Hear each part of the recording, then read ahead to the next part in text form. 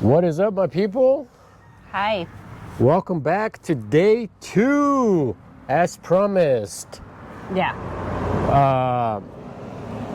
If you've been following this little series we did yesterday, we did part 1. So if this is the first time you've seen this video, make sure you pause it right now and watch part 1, in which we talked about our first initial, well, actually, like how we got interested in ayahuasca.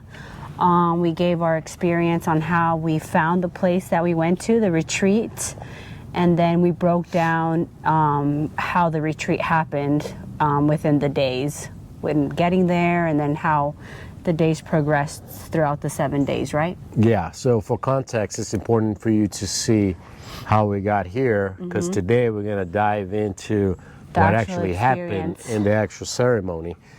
And yeah, that's what we're going to cover today. It might take us... I think it's going to take us a little bit. Like yesterday's video was about an hour? Yeah, an hour and 6 minutes. Yeah. Yeah. We didn't anticipate it being that long, right? But it's No. really hard to just explain it in like 10 minutes, right? Right. And even today, so this happened 2 years ago. So it was a while back. You know, a lot of things kind of come and go in your memory. I know that it's something that we constantly talked about it, even, you know, years later, and you keep reminds you. So it definitely stays with you. It's not something that you do and then you just forget about it. It impacts your whole life. Yeah. And also,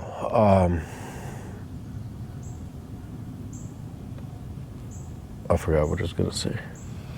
Oh, just like how after 2 years, it's a little, absolute, like me going back and reading what I wrote. I'm glad I wrote down my experience when I got back home, because like a lot of the things I had remembered but were kind of blurry. But reading back, I'm like, whoa, I can't believe like that happened. It's so insane. Did you write anything or no? I didn't write anything down. It's all by memory. How about when you did the experience afterwards in your journal? You didn't write anything down? No, nothing down. And I did that on purpose because, especially something that Carlos said, like some things will go, you won't be, and then some things will stay with you, and those things that stay with you are really impactful, right? Yeah, or those are the things that's really something to reflect over. Yeah. And then just talking about it and just explaining it is very hard. Yeah. Because it's almost like, imagine if you were blind or if you didn't have any sight, how would you explain color to somebody that can see color? It's almost how I feel talking about this stuff, type of stuff. Yeah. It's very hard to find the descriptive words and the right words to just explain what happened, because it's not of this world. And also, maybe for the past month, I've really been looking into NDEs, which is near-death experiences. And we were listening to the Audible, John Burke. Yeah, he's John the Burke. author, and he's a pastor. And he wrote 2 books, one called Imagine God, and the other one called Imagine Heaven and God. Imagine the God of Heaven is his latest book. His previous book before the one that he just released. And the one that he just released is called Imagine Heaven. So in Imagine the God of Heaven, he kind of like breaks down what it is to encounter God in the near-death experiences, and when you die, like how God presents himself to a lot of these people that die. And then Imagine Heaven is more about like the actual heaven, like the place itself that people have experienced, like an actual place. It's very interesting. And there are so many videos and recollections online. He even went on the Sean Ryan podcast. I don't know how long ago that was, but that was a fascinating interview. And he breaks it down of people of all different faiths and backgrounds, and their NDE experiences, and it's like mind-blowing, especially if you're not like a believer. If you listen to some of those stories that have been verified and they have no financial gain from it, and it's all evidence-based, what's in the book, and it's pretty amazing. And a lot of it, like how they said it, it's very hard to explain how that encounter was and what they experienced, which I feel like it's kind of similar. What we experienced is not to the level that those people went to, but it's almost kind of like a second level below it. And just to say it out loud might make no logical sense, but it is what it is. We'll do our best to explain and shed color on what took place. But yeah, so if you've been following along, yesterday we covered everything that happened, how we got there, where we are, all the setting, who is helping, and now we are about to go into our first ayahuasca ceremony, in which we had no idea what we were getting ourselves into. No idea. Even like this ayahuasca experience that I had, I mean, I haven't even shared it with a whole bunch of people.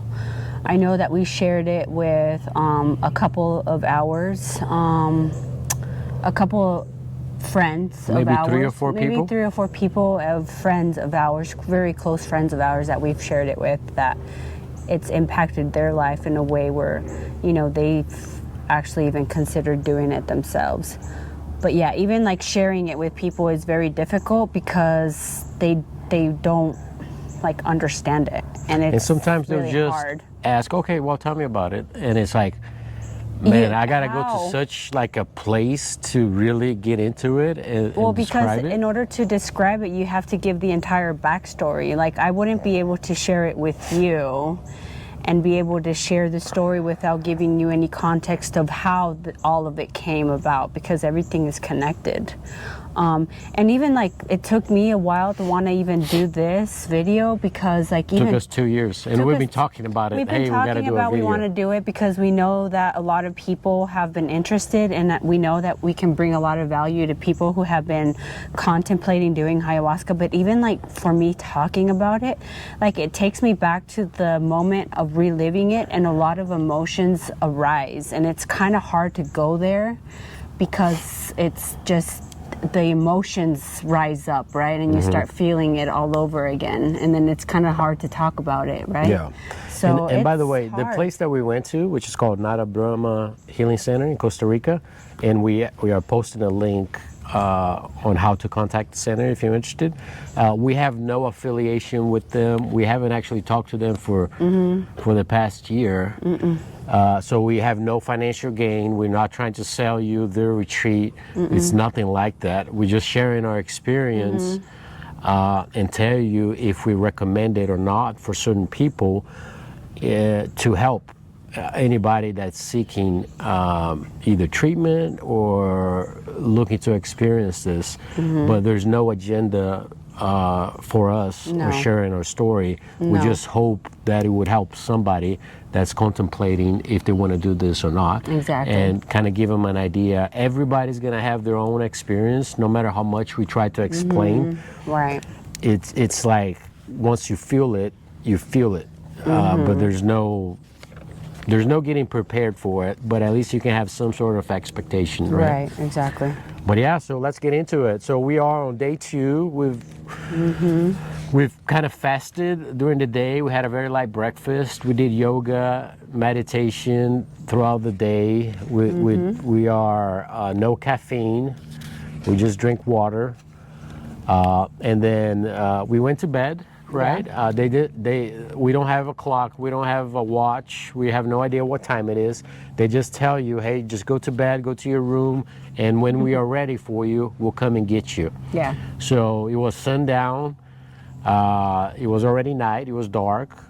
and they come and knock on your door. Everybody's anticipating it, by the way, because you're. Everybody's like, nervous. Everybody is so nervous, and everybody's just like waiting, like, oh my God, are they coming? Are they coming? You hear like, because you're in the forest and there's no noise except for like nature, and you hear footsteps, and they're like, oh my God, they're coming to get Your us. heart is like beating. It's like, oh my God, I know, it's and then time. they say It's they the just first time for whisper. everybody. Yeah. Nobody had done it. No. And So- to remind you, there's 4 people.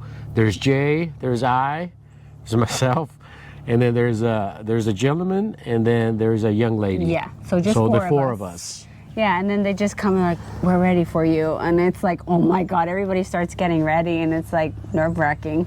Yeah, they knock on the door, and it's like, we're ready for you. And we're like, okay. Who called you, Gilberto or Marcela? I think it was Marcela that came and got me with a very, very subtle voice. I know. We're ready for you. Yeah, I know. All right, so everybody walks together, and they walk down this hill, and we go to... It's like a tent. To a big tent. We actually have some beautiful pictures that we're gonna post a folder from on Dropbox, and I'll post it on the video below the Not a Brahma link. I'm gonna post the pictures, so if anybody's curious, they can go and check it out and see the pictures of the tent where we stayed. Yeah. The Temazcal hut. Yeah. All the places. And we forgot to mention somebody yesterday. Who? Rolf. We didn't mention him. Rough. Yeah. He is Carlos' dog. He's a German Shepherd. Yeah. His name is Rolf. Yeah. And he's the sweetest dog. He's always there with you during your stay, hanging out. Yeah. Very calm dog, very peaceful. Yeah. He's like a therapy dog. He's a therapy dog. He's Carlos's right hand, and Carlos uses him for ceremonies. Like Ruff has such an ancient spirit in him that Ruff, whenever a ceremony is going on and a guest is having like a rough journey and a rough time, Ruff will come into the room and lay next to the person to like give them peace. He's almost like an ancient Like a guardian warrior, type of like thing. yeah. And he kind of guards the tent He too. guards Nobody the comes tent. in. He's always like laying in the entrance of the tent, so he plays like a very key role in like this entire retreat. In the first night actually I saw him in my vision, so it was very I can't remember. We powerful. forgot to mention him yesterday.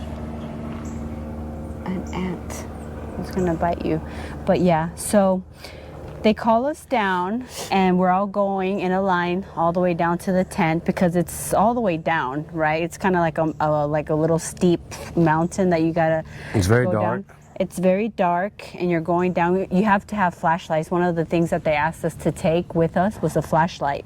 So everybody has their flashlight and we're going down to the tent. They have a fire by the entrance. Yeah, they have a fire by the entrance. Before we enter, they cleanse us with burning sage and that sort of thing.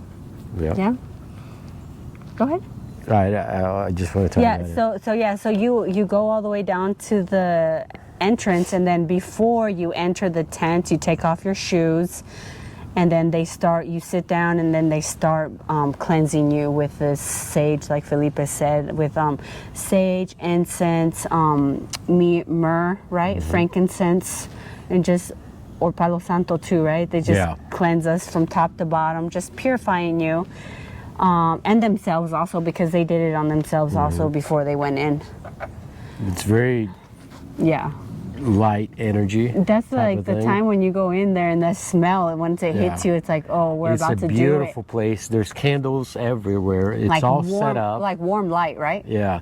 There's 4 mattresses on the right side of the tent, and then everybody's on the left. Carlos, the first night we had all 4 people everybody there. was there.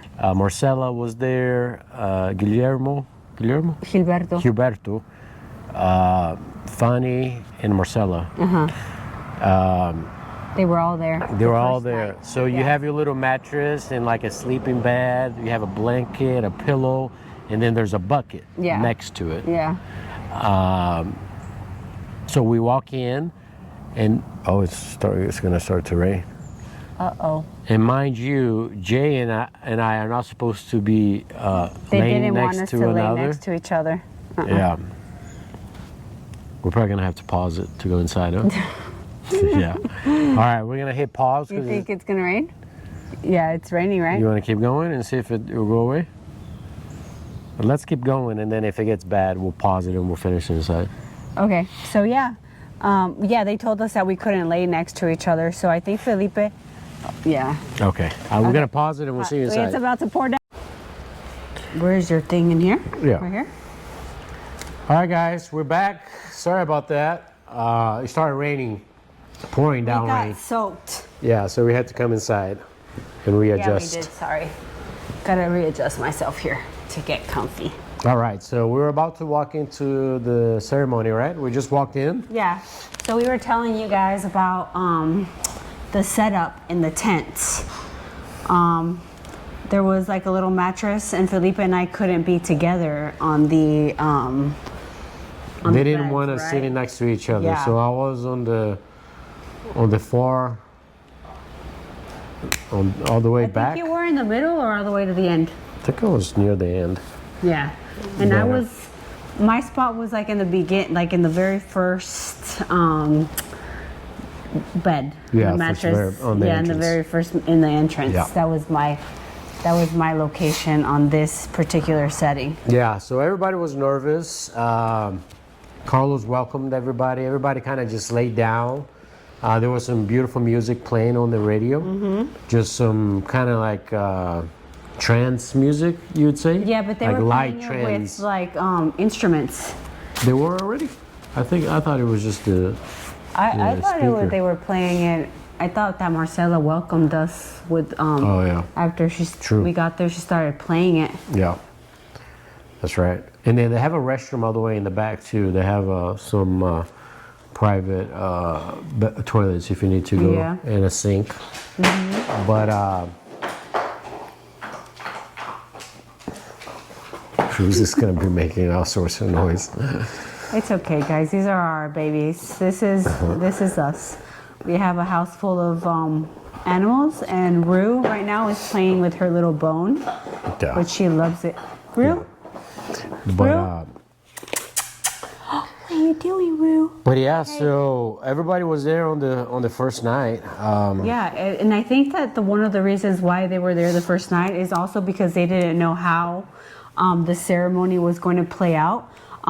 Sometimes they need all of the manpower for the people that are there. Depending how they react. Depending how people react on ayahuasca, and if they need intervention. So I think people- that's the first night everybody was there because of Some that. people get angry. They get very agitated. They run. They want to fight you. We were for the very calm group. This group was like the calmest group ever. Very calm. But okay, so we are there. Everybody takes their place on the beds, and then they let us just lay there for a minute, just kind of like acclimating to the surroundings and the place, right? And then all of a sudden, Carlos and Marcela come to your spot, and they ask you if you want to partake in the rapé ceremony, which Felipe had explained in the previous video what rapé was, which is grinded tobacco with MDMA and Pure MDMA. pure MDMA. And what they do is that they put a little bit in a pipe and they put it in your nostrils, and with force they blow it up your nostril so that it goes up to your brain immediately.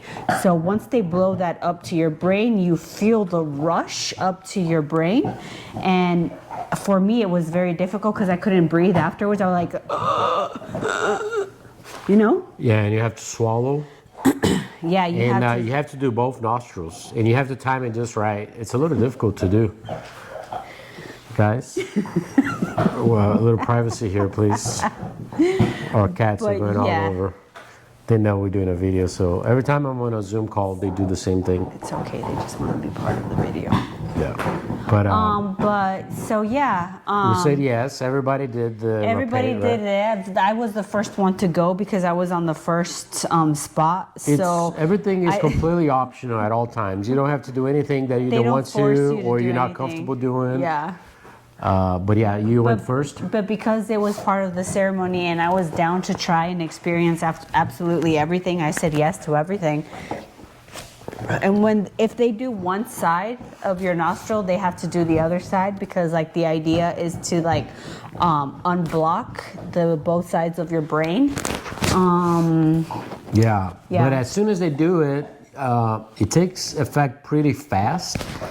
This is even before you take the ayahuasca, and you kind of just lay down, you close your eyes, and you see.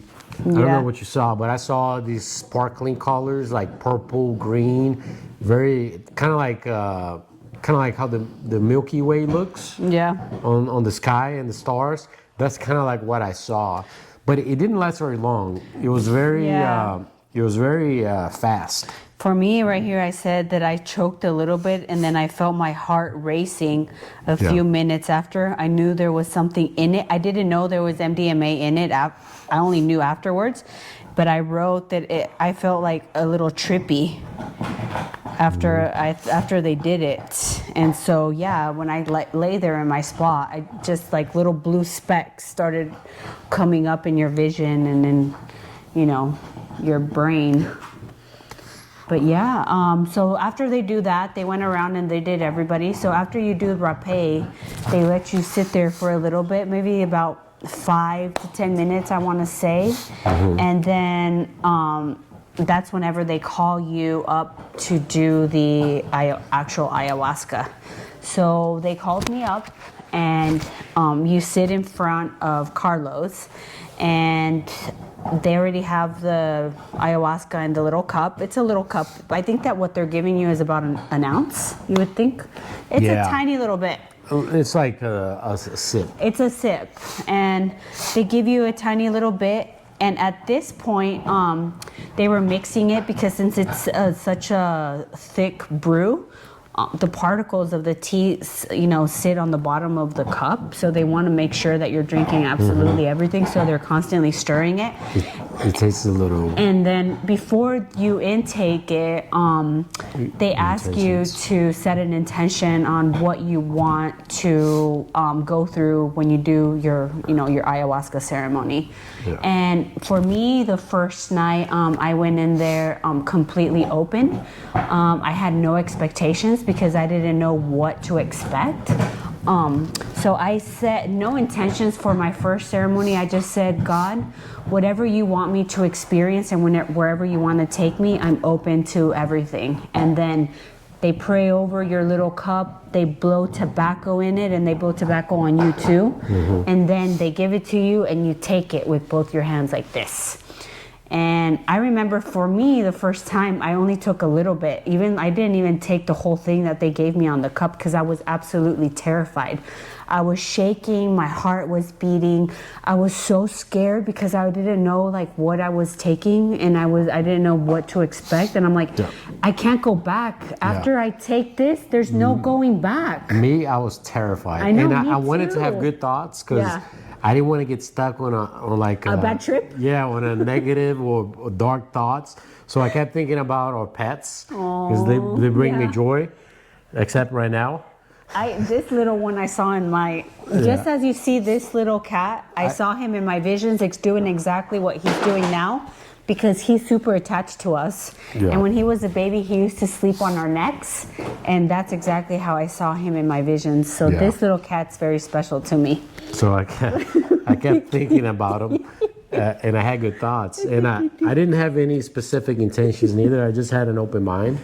Come here. But I knew once we took it, that was it. There was no going back. And there is something that's very unnatural. Yeah. It's almost like there's no like certain dose. It's very like it's like what the plant medicine wants you to experience. Like you can take a little sip and go completely out on a rabbit hole, or you can take like 5 cups and nothing happens to you. It's almost like if you meant to be doing that, you're going to have take whatever care of it. experience. Yeah. Whether you take 1 sip or you take 5 cups, the experience, you're going to have the experience. But anyway, so yeah, I took my first cup and I took a little bit, and Marcela or Carlos told me, you left a little bit, take it all. And then she's like, here. And so I took the rest of you did it. take it? Yeah, I did take the rest of it, but I was terrified. I'm like, I don't know, like I'm just going to take half of the dose that you're giving me, right? But yeah, so after that, after you take your little cup, you go back to your spot and then you lay down, you cover yourself, and then you just meditate and you good thoughts, like you said. Yeah. And you wait for the experience to happen. It happens pretty fast. It happened fast for you? For me, it happened very fast. Something to mention is once you take the ayahuasca, it's gonna come out. You're either gonna throw up or you're gonna have like diarrhea, in which that's why they have restrooms in the back too. But it's gonna come out one way or the other. For me, I lay down. I took the full cup. I lay down. I was just listening to the music, and we did the rapé before, so I didn't know if it was the ayahuasca already or if it was the rapé that we did. But I was starting to feel something already, and then I was the first one to throw up. Like as soon it as had I to heard be. it, I knew. As soon as I heard somebody throw up, I knew exactly it was him. Even though I couldn't see him, Yeah. I knew he was going to be the first one to I throw was the up. first one. 'Cause Maybe he's 10 very minutes sensitive. in. I'm very sensitive on the stuff that I put in my body.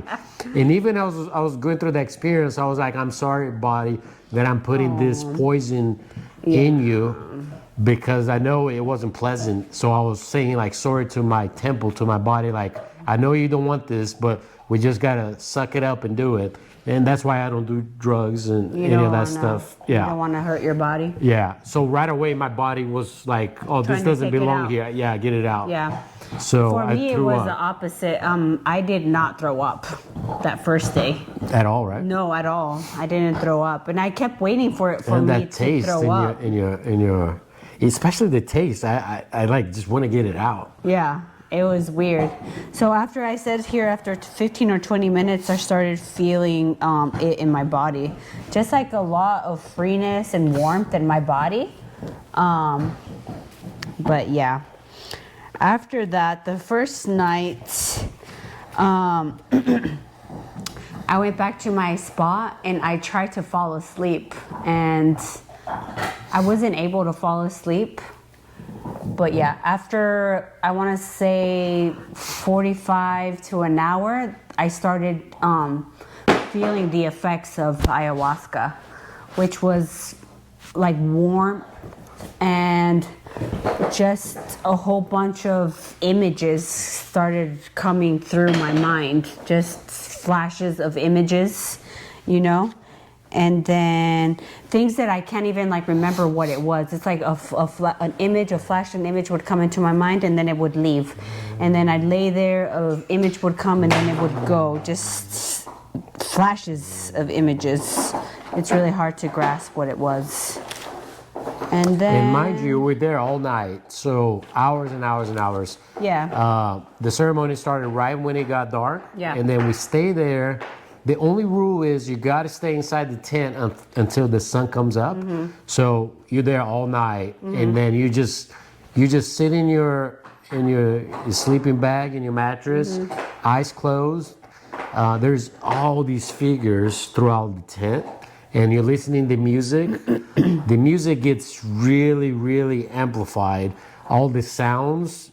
It's almost like as you're hearing the sounds, it's like translating the vibration and the lights into your mind, and then you start. It's almost like the spectacle begins. Yeah. So I'm gonna finish saying my experience, and then I want you to tell them what you experienced on that first night. And I won't interrupt as you It's do okay. your day one. But my day one was very. If I had to explain or express day one for me with ayahuasca, I would describe ayahuasca as a nurturing and gentle mother. That's how I would That's how ayahuasca presented herself to me on the first day. Very warm, very gentle. All throughout the night I felt a whole bunch of love and peace, warmth.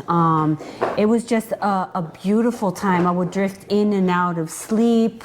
Nothing horrible. I didn't experience any like darkness or nothing like that, because that's one of the fears for a lot of people who do ayahuasca. They don't know what's going to come up from the past, like suppressed things, so they're very fearful.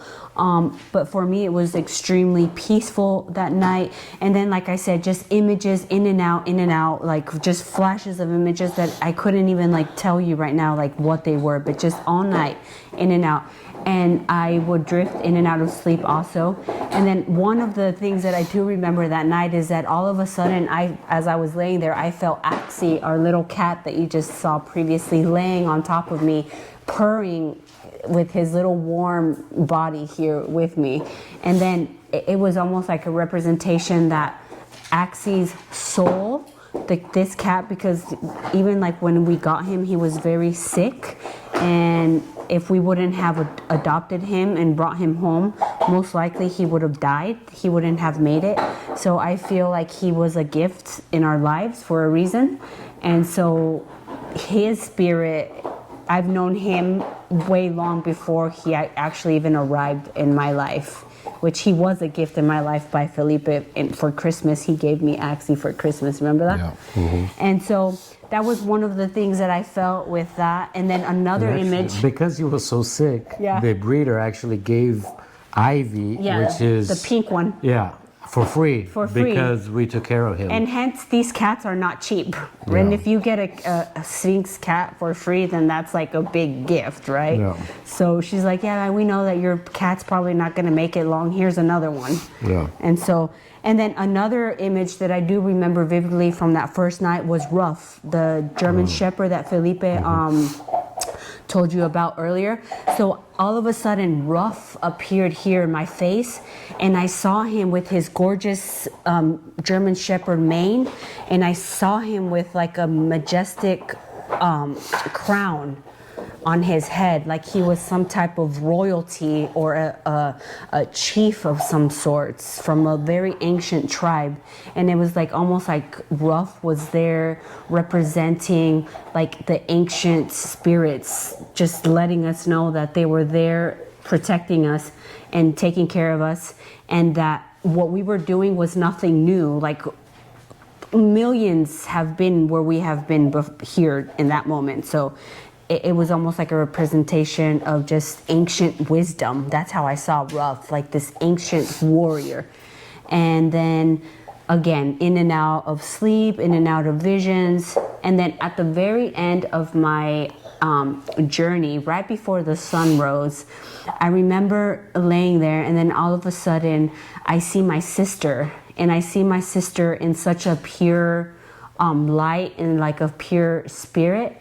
And I think that this vision that I had of my sister was like a gift to me personally, because unfortunately, because of how we were raised in the past, and like probably family ties and things from past generations, my sister and I were never able to have like a really connected relationship, even though we both have wanted that so badly with each other. But because of whatever in the past, we weren't able to have this really genuine connection. And so it was almost like a gift from God showing me how pure my sister's soul was, and how she was pure light after she had removed all the and the identities and all of the false labels that she had placed on herself, and that other people had also placed on her, falsely, right? And so all of that was stripped away from her, and I saw her in this most genuine being of light, and how pure she was, and she belonged to the same source of love and light that we all do. And that was like the most purest of gifts to me that night at the end of the ceremony. Whenever that was one thing that I was able to grasp out of that whole thing. And then after that, I just like drifted out in a sleep. And then all of a sudden you just see the sunrise.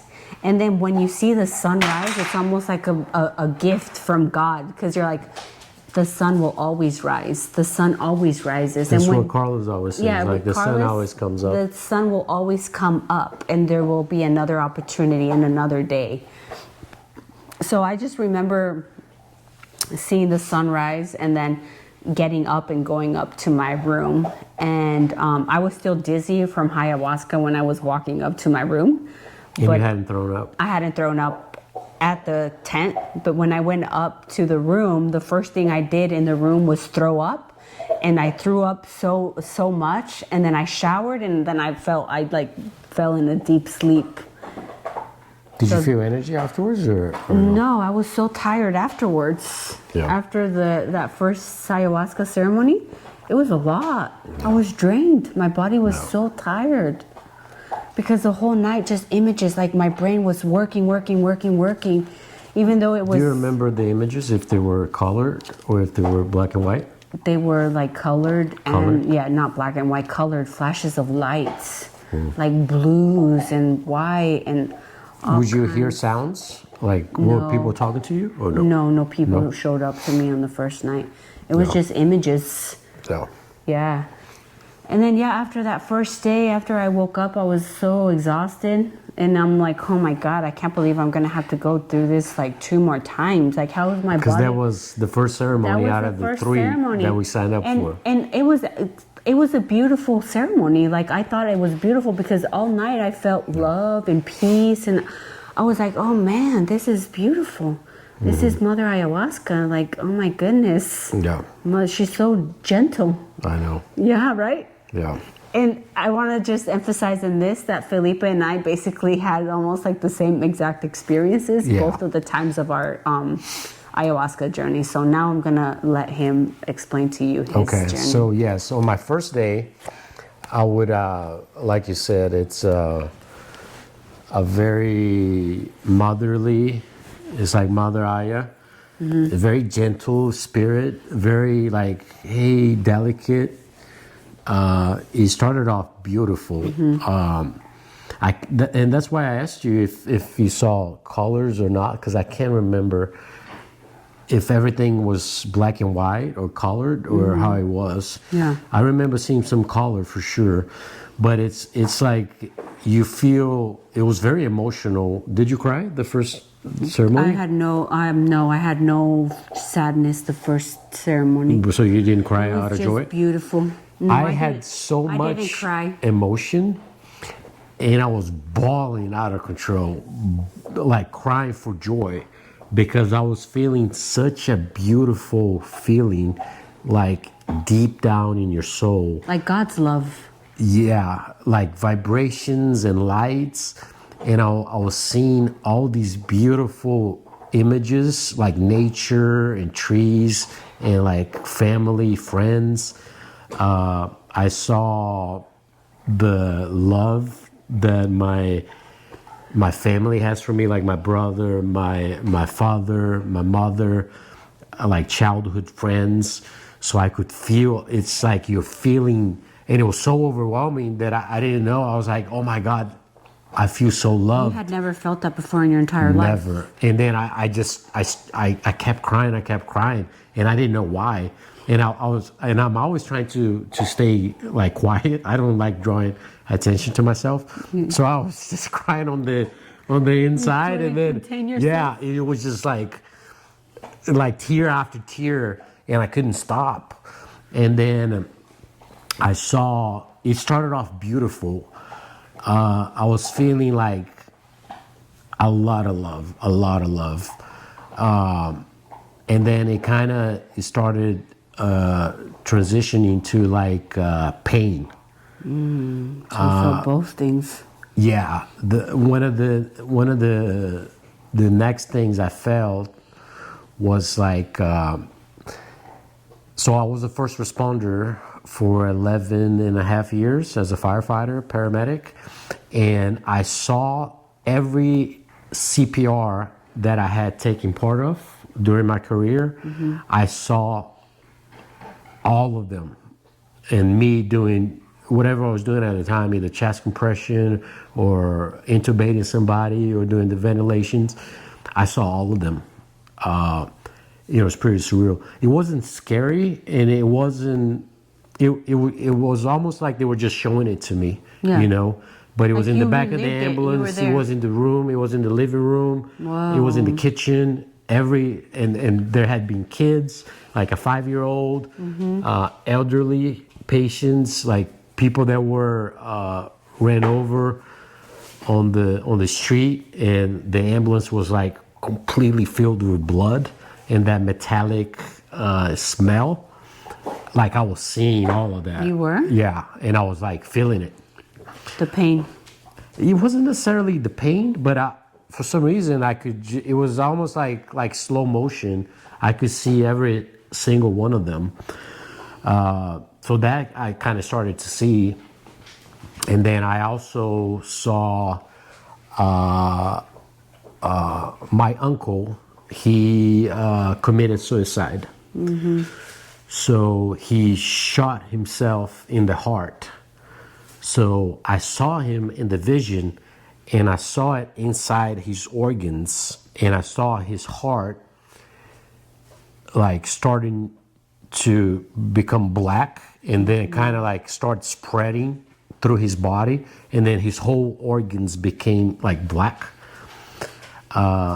That happened, I don't know if maybe that happened 6 years ago when it happened. But what I saw was, I saw his son, my cousin, and I felt the pain that he was feeling. And that pain was like, oh my God, I can't believe how much he's hurting. And it's not like a pain that you can describe in, oh, this hurts, or this is, oh, that I'm upset because of that. It was like a pain deep down. And then I kept crying during this whole time. So my tears transitioned from like joy, tears of joy, into like tears of sorrow. And I was just like, I can't believe that all the people that loved him so much are left in this void, in this emptiness, and he's left by himself. And his father, which was everything that he had, just took his life, just gave up and left him alone. And I was feeling all of that, that he was feeling. And then from that, I saw Christ being crucified. And I have no idea why I saw that. I don't know if it's because it was Easter Sunday. And I don't know if it's because we saw an image for the parades or whatnot, but I saw the people walking Christ as he was carrying the cross, and they were punishing him. And that pain just like, it tripled that I was feeling it. And I was like, I can't take this. It's so painful. And I kept saying like, why are you doing this? Like, he didn't do anything wrong. And it was almost like he's saying, I know it hurts, but it needs to happen. So just let it happen. So that was very like impactful. Yeah, like why did I see that? And like I said yesterday, I don't consider myself very religious or spiritual or anything like that. But that was very like, whoa. Very like you feel it in the flesh. It's a type of pain that's, I don't know how, yeah. Not even like human, right? Yeah, I saw that. And then another thing I saw was I was a firefighter, and I was all bunked out, and I was inside fighting a fire, and then my captain, Captain Strata, had fallen. And I had to pick him up, so I picked him up, and I dragged him out of the house fire. But I know it was him because I could see the helmet, and I could see my name, and then I could see his name, and then I got him out. And another thing I saw. The second night for me was in and out of crying because of sadness and joy. Like the whole night I was crying and bawling my eyes out. I couldn't contain myself, just crying. And because I felt so much sadness for everything that had happened in my family's life, and like, you know, like my dad, everything that's happening with my dad. So everything came to me, right? And I felt so hopeless and so like helpless too, because I can't do anything about it. You know, like my dad slowly dying, like of Parkinson's. Like I saw him slowly dying of a disease that isn't his, shouldn't be in him. And I'm so helpless. I can't do anything about it. And I wish I could, you know? And so everything, just like the whole night, in and out of like these very deep and profound visions. And then I remember just laying there, and then all of a sudden I open up my eyes, and I'm like laying on my side because I'm tossing and turning all night. I think Carlos saw me. And at one point in the back of me, as I'm laying there and going through my journey, I hear in the back of my head, I hear Preparing you a cup? I heard that he was behind me preparing the cup of a second cup of ayahuasca. He was stirring it. I promise you that I know what I heard. He was back there doing it. He was preparing the cup. And in my subconscious, I said, no, I'm not going to take a second cup. No, I won't be able to take another cup. And so I was like rejecting it in my subconscious. I was like, no, I know. And so he didn't come and give me a second cup. And he said he was nowhere near you. Afterwards, we told him what we had experienced, and he said, I never did that. But I know he was there because I heard him. And then in my subconscious, I said, yes, I like rejected him. I'm like, I know he didn't give me another cup. And so I'm laying there, and then all of a sudden I open up my eyes and I see the flames of the fire. I saw one of my aunts being very lonely. I just felt like she was so sad, and like she didn't have anybody. And I saw that on my vision as well. And then one of the other things that messed with me was I kept looking for you and I couldn't find you. So I was like, where is she? Like, I don't know if you had died or if I just couldn't find you, but you weren't there. So it was almost like I was going through the process of mourning you because you were no longer there. So I was like, and I was crying during this whole time. I probably cried for like 5 hours. I don't know how long, but yeah. So and it goes in and out. The first night I had control over everything. Like if it became too overwhelming, I would open my eyes and everything would come back to normal. It would be centered. So I was in control. It's almost like if it became too much, I would open my eyes, kind of recenter myself, and then close my eyes again. And it actually, in the middle of the night, Carlos came over. Oh yeah, I forgot that. To my mattress, and he had a cup. He knew he had a cup, and he gave me another cup. So he had 2 cups. I had 2 cups, and I didn't even question it. I didn't even think about it. I took it right away, and I guess I vomited again. Yeah. And I had forgotten about that. Did you take 1 cup? Only 1 cup. He didn't offer me another one. So it's almost like he's there every step. He knows who needs more and who doesn't. It's incredible. Did the second cup do anything else for you, or did it not enhance anything else? I kept on going. Yeah. But it was such a beautiful experience. Like my guard went completely down with ayahuasca. I was like, oh man, this is mind blowing. This is amazing. And I had, as we go through integration, I had all these realizations of what I saw and what happened. But yeah, that was my first day. When the morning came, when the sun came up, I almost didn't want to leave. I almost kind of wanted to stay there. And I was like, no, I want to stay here. I want to experience more. Yeah. And I had so much energy when I got out of You there. did? And I was hungry too because we had been fasting Yeah. all day before. So you were refreshed. I was refreshed and I was ready for breakfast. And then I was like, okay, I gotta start talking to people to see Nobody what wanted happened. to talk. Yeah. And then I saw Marcel and I was like, Marcel, I saw Christ. Like I saw him. He was crucified in front of me. And then she's like, wow.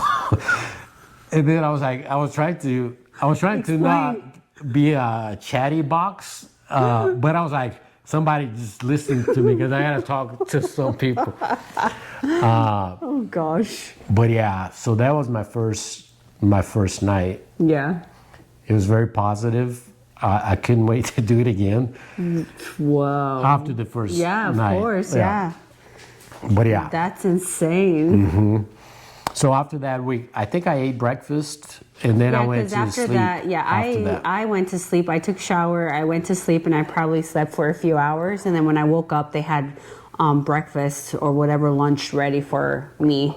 Because I think everybody that after that first ceremony can eat whenever they feel like it, right?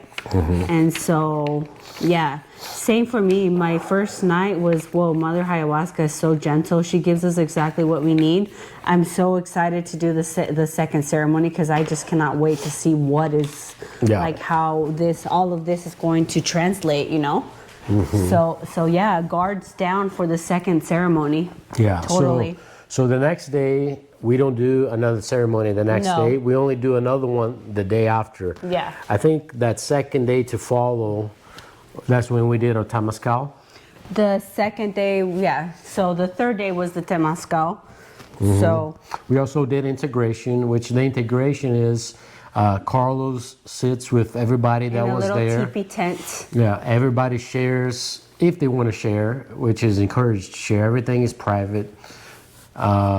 And he shares, his thoughts, his experiences. We share what we saw, and he tries to relay how that would interpret it, right? Yeah, interpret and how that applies to your life on your day to day, and you kind of make sense of it. Some things you see, it's not like directly correlated action, or it's just a reminder, a symbol for something else. Yeah. And mind you, we had two other people with us.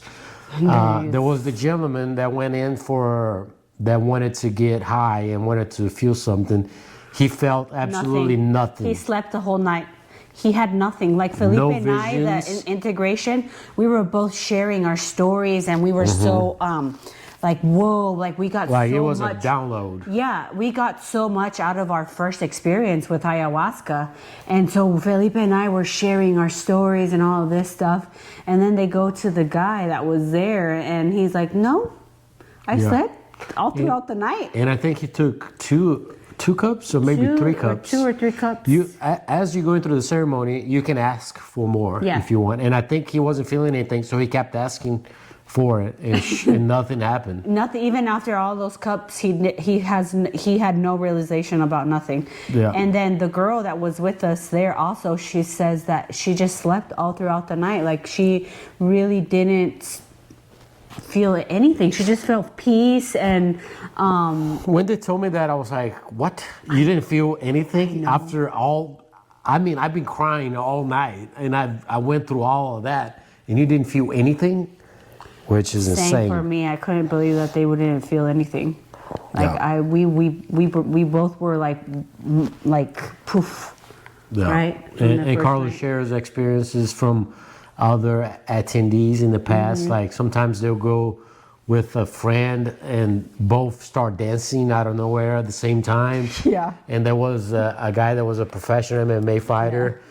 And he started fighting, and they had to calm him down. He was like a big guy. Yeah, and there's also couples that have gone there to do it together, and then they realize that during their ayahuasca experience that they're not a match and that they're just not compatible. Yeah. And they've been happily married for years and years, but after ayahuasca, they're like, no, They get nothing. a divorce. They get a divorce right after the retreat. After the retreat, because they realize it. I didn't have any doubts with you. You? You didn't? No. I mean, Were you afraid? I kind of had some questions. I'm just kidding. Oh my God. You are crazy. That's funny, right? Okay, if so... anything, I think it brought us closer together. Yeah. All right, so that was day 1. Yeah. We had the next day. Now we're getting ready for day. So now we're getting ready for, because that was day 4. Yeah. Day 4. So same thing, right? Yeah. Let me remind we're you, fasting. it's a 7-day retreat. We are fasting. There's no coffee. There's no caffeine. There's no chocolate, which those are my 2 love languages. Yeah. There is no meat. I'm a big meat guy. We're just eating vegetarian and fasting. So there's no concept of time. There's no clock. There's no watches. There's no electronics. There's no books, no music, no radio, no TV, no Netflix, no phones. You're just there, and with a lot of self-reflection, especially after you have experienced what you've experienced on the ayahuasca ceremony. You're just there, man, and you're thinking, but what did this mean, and what this, and you keep reliving that, and it's beautiful. There's nature, there's birds, Exotic birds everywhere. yeah, and you're there 24 hours a day, Monkeys. and you're like thinking and thinking and thinking. But okay, so day 2. So day 2. You ready for day 2? Day 2. My goodness. Okay. So same thing. We were fasting that day in the morning. We had light fruit, maybe a juice. We were all just hanging around. We were in our room, and then all of a sudden we hear Marcela come to our room, and then she knock, We're ready for you. We're ready for you. And then everybody's like, oh my God, here we go again. And so we all go down to the tent the same way as the first night. But my confidence level on that second ayahuasca ceremony was like high. I got this. Yeah. I got this. Like, oh my God, this is like amazing. I'm going to ask her to give me 2 cups, because that first night I barely wanted to drink the first cup. So this time I'm going to chug it all. You know what I mean? Like, I'm not going to have any hesitations. So my guard for this time was way down. You know, I was so excited for it. So same thing. I don't think we did the rapé the second ceremony, did we? No rapé. No rapé the second ceremony. Mind you, Fanny was not there. Fanny was not there, and Ruff was not there. Ruff was not there, no. So things were different the second ceremony. It was, I guess, because they had realized how calm of a group we are. This second night, they were so chill. Yeah. The night was so calm. And the fire was lighting also in the entrance of the And also, tent. there was no live instrument. That's what it was. There was no live It instruments. was just the speakers. Yeah. And I'm very, you might not believe me, but I'm very sensitive to these things, man. Like, I observe everything. I know who's in the room. I'm aware. Yeah. And I felt like, I was like, Where's everybody? I was like, wait a minute, where's Fanny? Where's the her. drums? Yeah. I was like, this feels different. And then Carlos said, we're not doing rapé tonight. Yeah. And then I was like, wait a minute, why aren't we doing rapé? I was like, something is off, guys. And we can't talk to anybody. Yeah. And I'm like, what is going on? Why isn't this here and why isn't that there? Same, yeah. Yeah. Were you feeling the same thing? I was feeling, everything fell off that night. The I was energy like, was where's different. Fanny? Where's Ruff? If I need Ruff, where is he? Ruff wasn't there. I'm like, and the smoke of the fire was also coming into the tent. I'm like, this is a little bit intense. Yeah. And then no music. Everybody was calm. They had their, like, Marcela had her little very cover. nonchalant. Yeah. Right? The first day they were very aware. Like, yeah, we're doing this. And then the second day they're like, you guys got it. Well, you don't need us. Go lay down. Yeah. Go lay down. Man. And give you, I laid in the first spot, in the very first spot close to the entrance. So the fire, like all night, I could see the flames of the fire, which was pretty amazing for me. And so so Marcela calls me because she's a shaman in training. So on the second ceremony, she's the one that gave us our drink. And so for the second ceremony, I remember she called me up. She sat me in front of her, and she gave me the little cup, and then she said, I want you to close your eyes and set an intention. And by this point, I knew that I wanted to, since the first night wasn't very impactful in like receiving something super, like an outbreak of some sort, I wanted to really set an intention for this second ceremony. So I set the intention of my daughter who had passed away when she was 6 months, right? And to just give you like a little bit of context about this, I had a miscarriage when I was 15 years old. My baby girl was 6 months when I had the miscarriage. And so when she was born, I had to have an emergency C-section to get her out. And she was in the intensive care for 2 days, but she was basically brain dead because she had suffocated in the sac, right? She had suffocated. So she was on life support for 2 days, and eventually the doctor comes to me and they tell me, well, you know, your daughter most likely is not going to make it, and if she does make it, she's going to have severe brain damage, so she's going to live in a vegetable state. Would you make the decision of removing her from life support?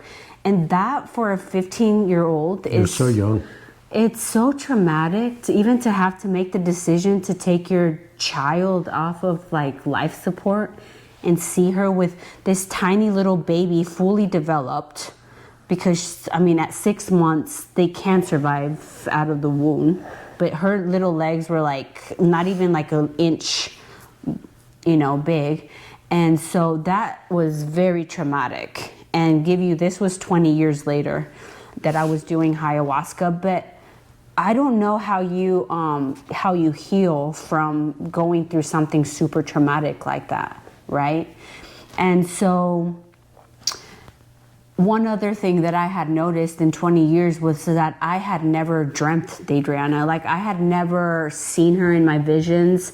I had never even dreamt her or felt her. And I was like, how could this be possible? Like, I birthed this little baby. She was part of me. She was a live human with a soul inside of her. How could it be that I can't see her? At least let me dream you. Let me be with you in my dreams, at least, because I wanted to be with her. And so nothing, right?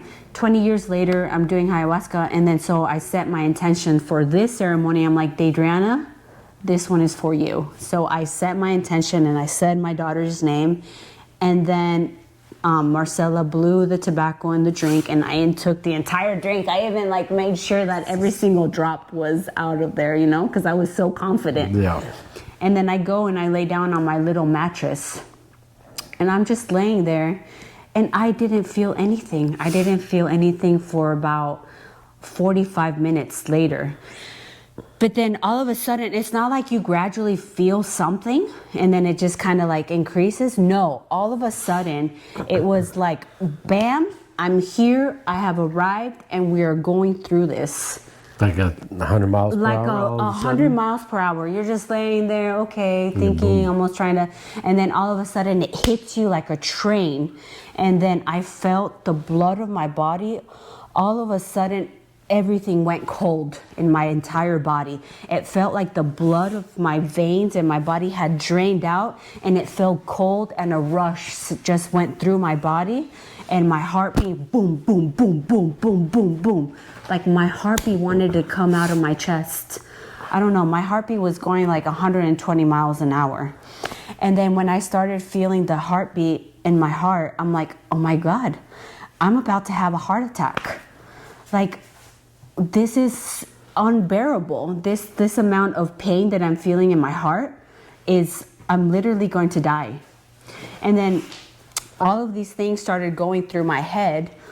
Felipe had just had a vision in his previous vision that he lost me, like I had died and he couldn't find me, and that he was trying to search for me because I was nowhere to be found. I'm like, that was it. That was the sign. God was trying to tell Felipe that I was going to die.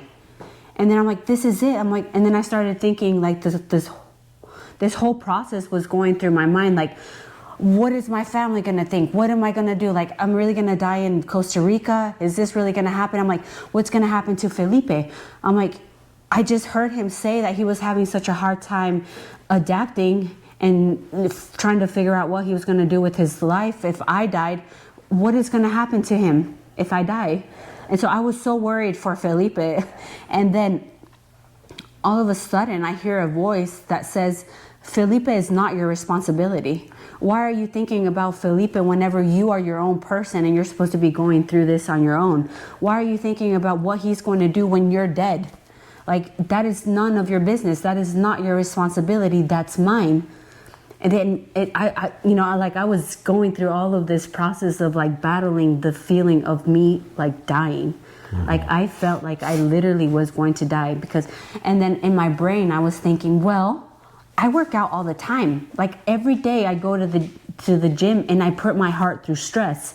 This amount of heartbeats that I feel it when I'm working out. So no, my heart is not gonna give up on me. So I had to like kind of like constantly work in my brain to not allow myself to like have a heart attack. You know what I mean? So that's like the battle that a lot of people face with ayahuasca. It's almost like a fight that you have with like this feeling of not giving into the process, because the whole point is for you to surrender. And then all of a sudden, like, I hear a voice inside of me that says, are you going to keep fighting me? Are you going to keep fighting me? Or are you going to surrender and allow me to work in you? What's going to happen? Are you going to fight, or are you going to keep going like this? And then I'm like, but I don't want to die, God. I'm so sorry. Please save me. Like, I don't want to die. This is not the way that I want to go. And then ayahuasca said, then surrender. If you're going to die, die. But if not, let me take you through the greatest journey of your life. And let's do this. And then all of a sudden, I like had to transform my thoughts into like, this is so out of my control. And I had to surrender to the process. It was almost like I had to stop resisting the feeling of having my heartbeat trying to like get out of my chest, because it's an uncontrollable feeling, right? And you can't get out of it. And could you breathe? Did you feel like you could breathe? No, like I couldn't breathe. Yeah. Like I couldn't breathe, almost like a panic attack, heartbeats, and you can't shake it off. You're in it. Like, you're in the process. Like we said, we're in the journey. And so all of a sudden, ayahuasca says, if you're going to die, die. But if not, surrender. And let me take you through the greatest journey of your life. If we're going to do it, we're going to do it. And then that's in the moment where I said, okay, I'm done. This is it. I give you complete and total control. Take control of my life. All I'm saying is, my life is yours. I was talking to God. My life is yours. Do with me what you want. As soon as the moment of the thoughts and the words left my mouth that I said, I surrender to this process, all of a sudden I'm laying there on my bed, on the little mattress, and I see this ball of fire, this ball, like this tornado, this red ball of fire forming in my womb, like in my uterus. It was like a volcano, just stirring in my uterus, in my womb. It was just, and it was like it was getting bigger and bigger and bigger and bigger and bigger, and it was like a ball of fire. And it was getting so big that my stomach could no longer contain this big ball of fire. And then all of a sudden, I see this thing like shoot out of my uterus into the sky. And then I'm like, oh my God, what just happened? Something just left my body. And then I looked up where it shot, right? And then I looked down to my stomach, and I see this wound start closing and closing and closing and closing until it just became whole and beautiful. Like that scar, because I had to have a C-section whenever I lost my daughter. So the reminder and the scar of what happened in my life is there. So that's a reminder. But when I looked down to my wound and in my stomach, I no longer had that brokenness and in that scar. I looked down and it was whole. It was beautiful. It was pure. It was almost as if I had been healed from something that had happened in my body. And then all of a sudden, I hear a voice, which was Adriana, and she says, Mommy, we are now free. We can now be free. And then all of a sudden, I just start bawling my eyes out. I start crying and crying and crying and crying. And then in my mind, I just told her, I'm like, Adriana, I am so sorry. Like, I am so sorry. I am so sorry that I have been carrying you, and that I have been carrying this pain, and that I haven't been able to let go of you and the pain that this process caused me, right? And then Adriana said, don't be sorry. Like, you didn't know better. It's not your fault. But now you know, and now we can both be free. And then I remember, as I said, we are both free. Like, I set you free.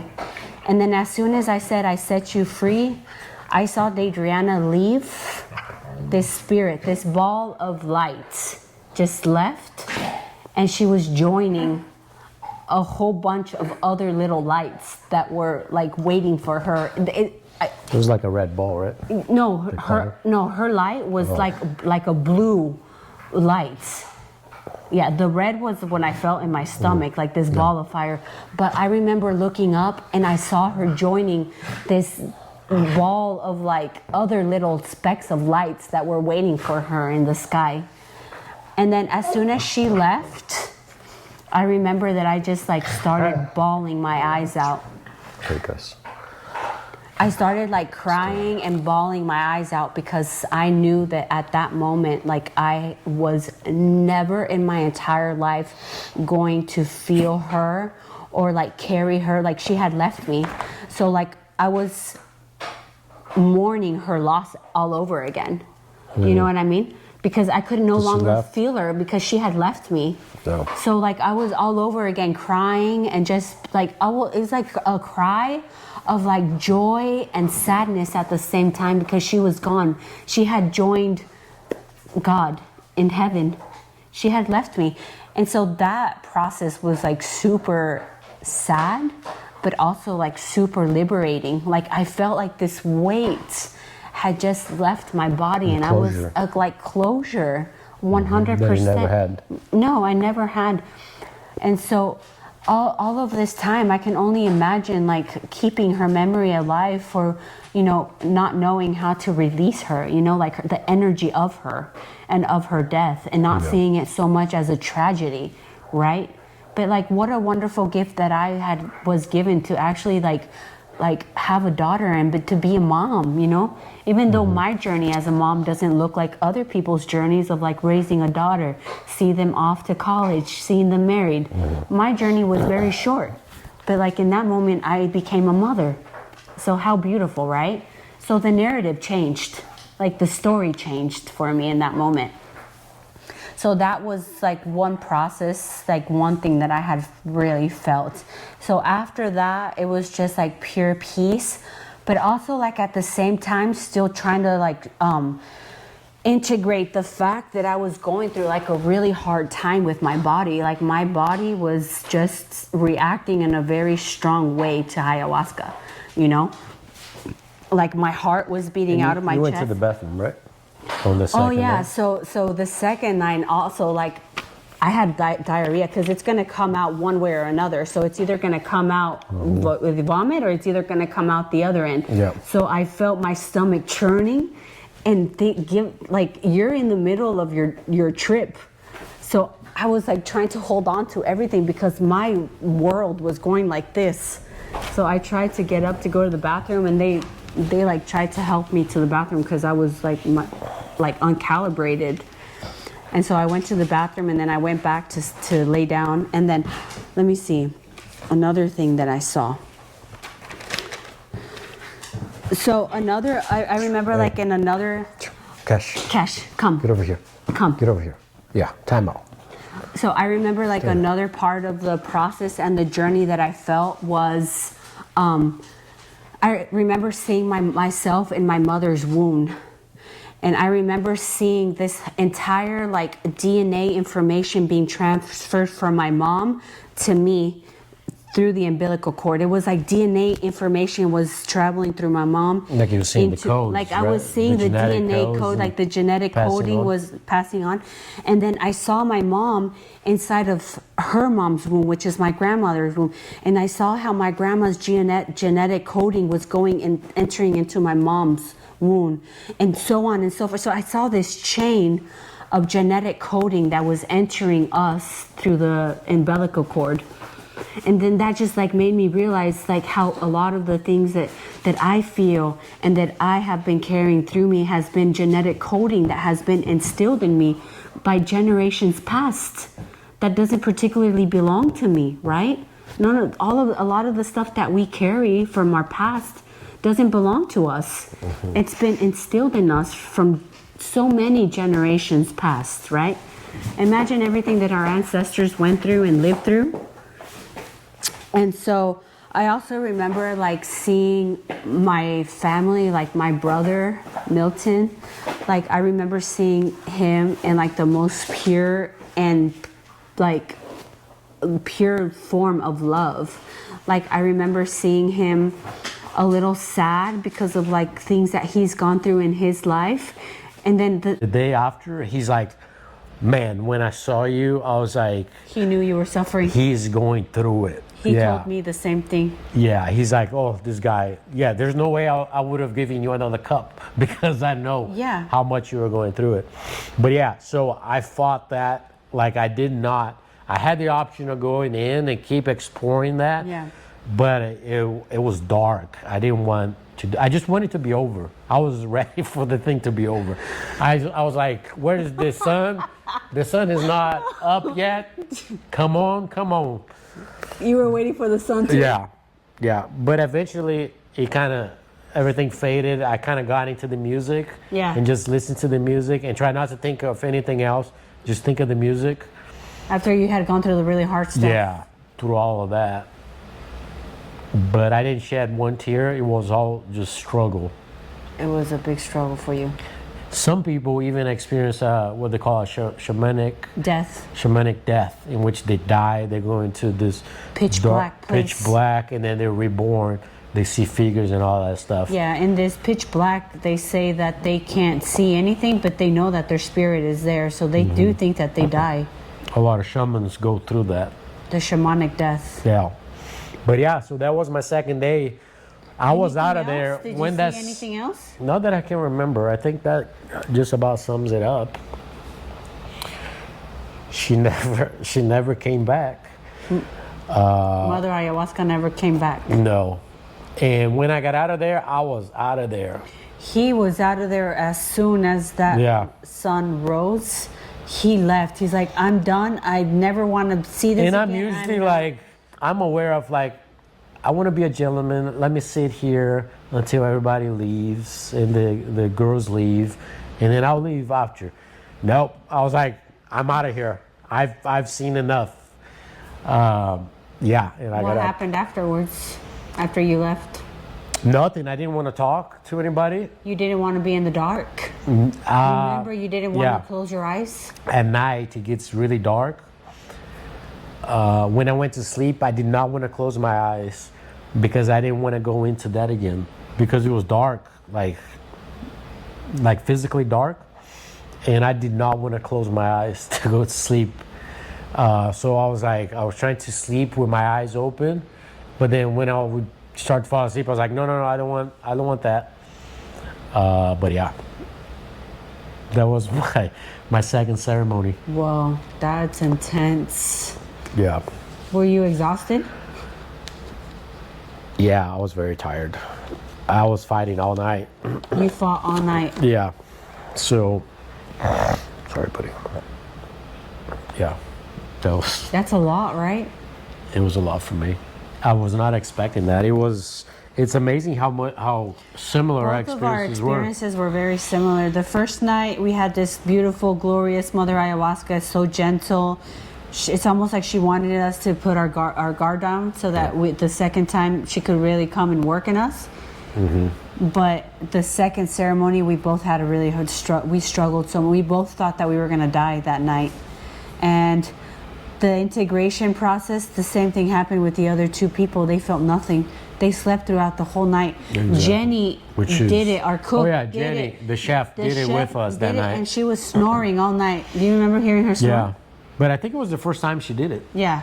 And she did say she had lots of visions. She had a lot of vision, but she snored. She fell asleep. Yeah. She was snoring. I'm like, who's snoring? I was like, it must be nice because I wish I was asleep. Yeah, it was really tough. So that process for us was really, really tough. And so keep in mind, we still have one more ceremony to go. We still have the third ceremony. This was our second ceremony. And so we still have a third one. Yeah. So the following day, that's when we do kambu? The following day is when we do the kambu. Kambu ceremony. The toad venom. We do the integration. The gentleman that was with us, he actually did start to see some visions of the darkness and the skull and the maggots and stuff. He did? Yeah. He had dark But visions. he said he didn't want to go into that. He didn't want to talk about it. He didn't want to talk about it, and he didn't want to explore. Because he said he didn't. Shut it down real quick. He said he didn't, that he understands that people say to go into the darkness, but he was so afraid. Now I remember. Yeah. That and his attitude wasn't very a good attitude that he had. He was kind of confronting Carlos. Their energies weren't matching during the integration, and he was like having an attitude and talking back and fighting, like, what do you know? And no, I don't want to do this and that. Yeah. Very combative. Right. We had the battery died out, but we are back. All right, we are back. Let's pick up where we left off. So left off where I am laying on my mattress on my side. And keep in mind, the fire is right outside of our tent. So I see the flame, I open up my eyes and I see the flames of the fire. And then, you know, like after going through so many highs and lows throughout the entire night with this whole process and this whole journey in my body, all of a sudden I open up my eyes and I see the flames. And then all of a sudden I hear Mother Ayahuasca tell me, now I'm going to show you what all of this is really about. Come with me on this journey. And then all of a sudden, I feel this entire peace come throughout my entire body. And I saw pure love, pure bliss. My spirit was just like dancing with the fire flames.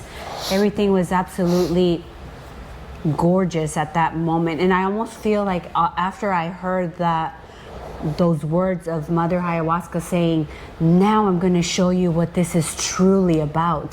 That was her form of telling me, now I'm going to show you the love, the true love. Now that we've had all of that breakthrough and we've gone through that experience, I'm going to show you what I am truly about, which was pure love, pure bliss, pure joy. It was so peaceful. And I just remember in one of the images that I had, I remember seeing a tribe of ancient spirits walking through the deserts, and in the background there were pyramids. And then I remember them coming to a spot, and there was a fire in the center of them, and they were sitting all around the fire. And I remember one of the people from the tribe in this ceremony took ayahuasca, and I integrated with the spirit of this person who had taken the ayahuasca. And I remember seeing, like, going through the journey of this ancient ritual that these people had been part of in like the deserts somewhere in God knows what time period this was.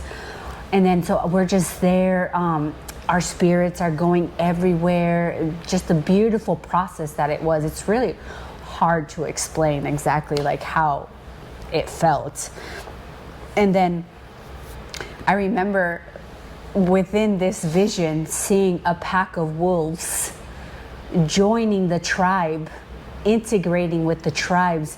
And then all of a sudden I hear the wolves howling in the wind. I remember seeing this pack of wolves lifting their nozzle and just like howling in the dead of night with the stars and the pyramids and the fire. And they were saying like, ooh, like, and then I remember me in the process. it? I did it. I lifted up my mouth and I became the wolf throughout this entire process. So I was the tribe. I was the wolf. I was ayahuasca. I was that moment.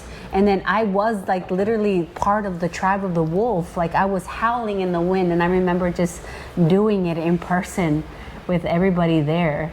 It was like super surreal for me. Did And you then- recognize who the other wolves were? Or the other No, people? I didn't know who the rest of my pack was.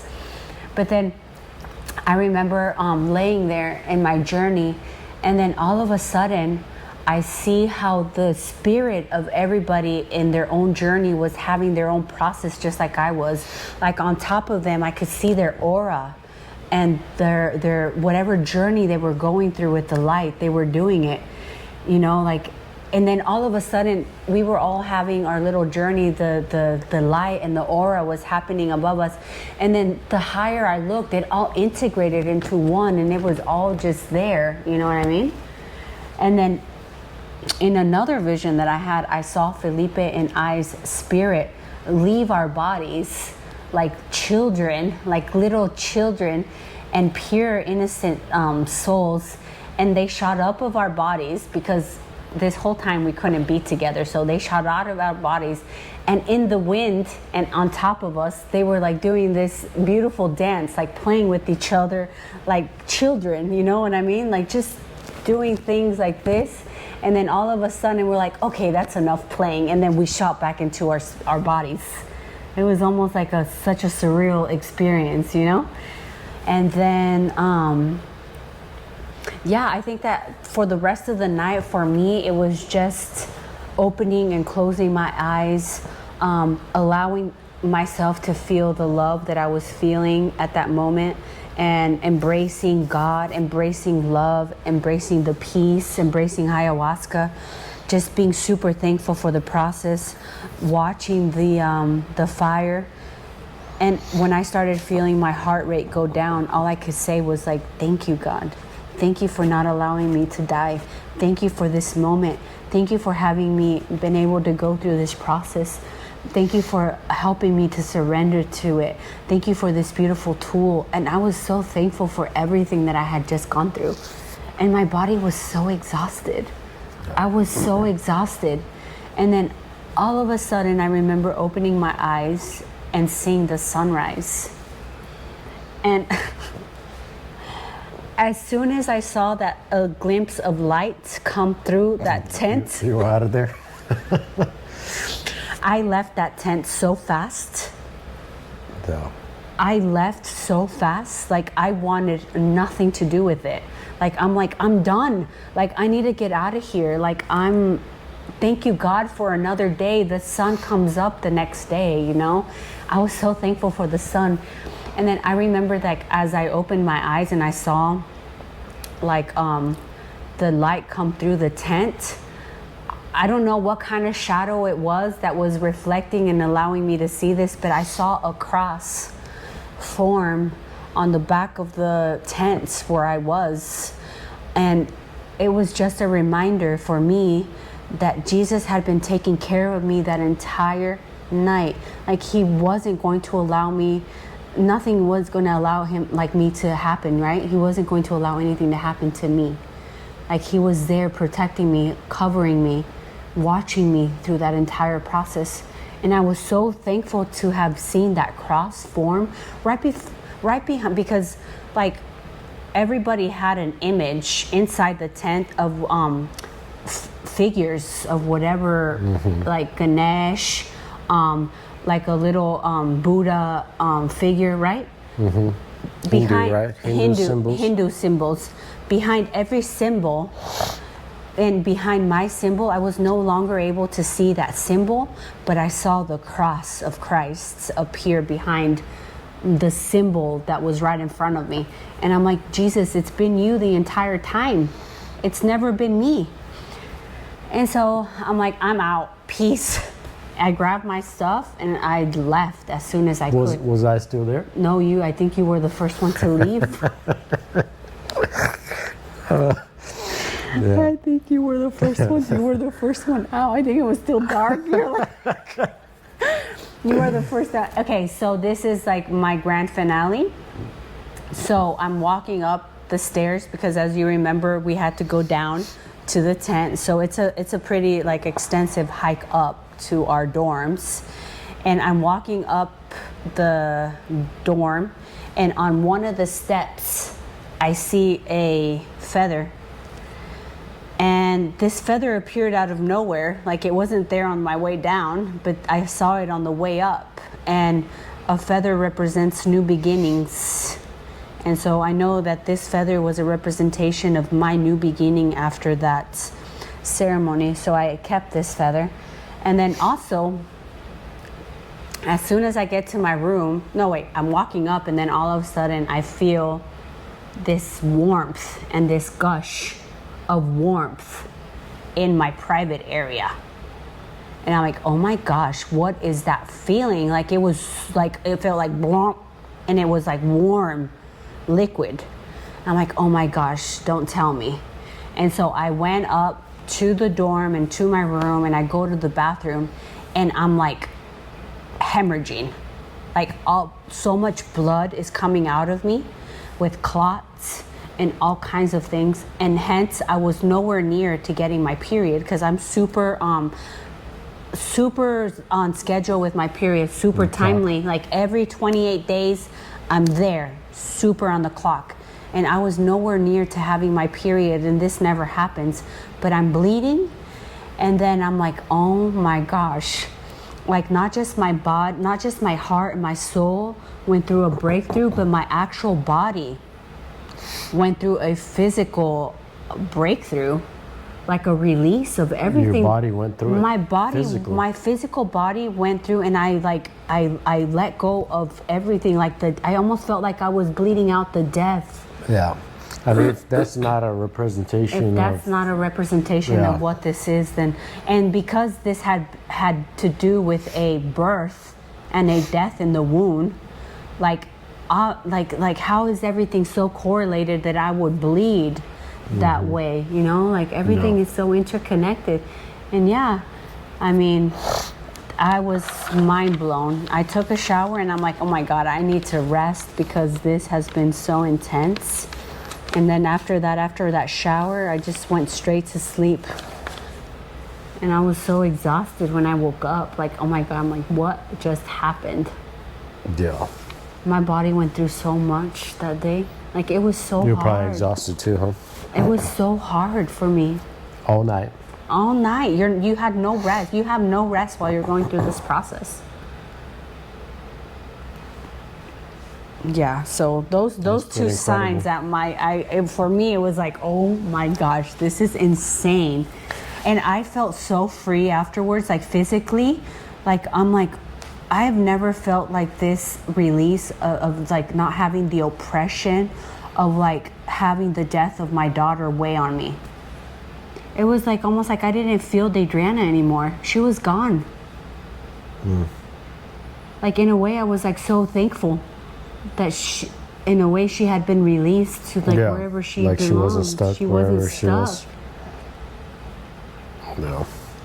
Yeah, it was like super impactful for me. Like it was all worth it just for that, to go through that. That's pretty powerful. Intense. That's pretty incredible. Okay. All right, day 2. Are you ready? I'm not ready. All right, guys. It's a lot. My second ceremony was completely different than my first day. To start at the beginning, how I said something was off. You know, the people that were supposed to be there weren't all there, so different from the first night. We didn't do rapé. The music wasn't live music, and I was like, it feels different. This feels different. But then Marcela calls me over. I have my full cup. I do my intention. You know, I'm thinking good thoughts. I'm thinking of my animals again. I drink same as the first night. The same as the first night. I drink my cup. I go lay down. There was no rapé this time, so there was no transition. Like you ease into it. So it was very like, okay, head on. It's happening. Yeah. So I remember I closed my eyes. I threw up right away, fast again, trying to get the poison out of my body. And I started closing my eyes and trying getting into it. And like it wasn't happening. Like I was just closing my eyes, and then all of a sudden it started. But it was very rough. If it didn't feel gentle, like my guards were down from the first night that I did it, and this thing was like, it was rough, man. I felt like what is this? What's happening? And then I kept asking, where's Mother Aya? Where is she? And then I kept asking, and I just kept feeling rough. And then this voice came up, and it told me exactly this. Like, he looked at me, and it said, not today, motherfucker. She's off. She's not here. And I'm like, what is happening? A different spirit. Yeah, I'm like, what is happening? And then I would open my eyes, and mind you, the first night I was in complete control. Yeah. Like if I would open my eyes, everything would center back. Yeah. The second ceremony, I would open my eyes and nothing would change. Like I could not control.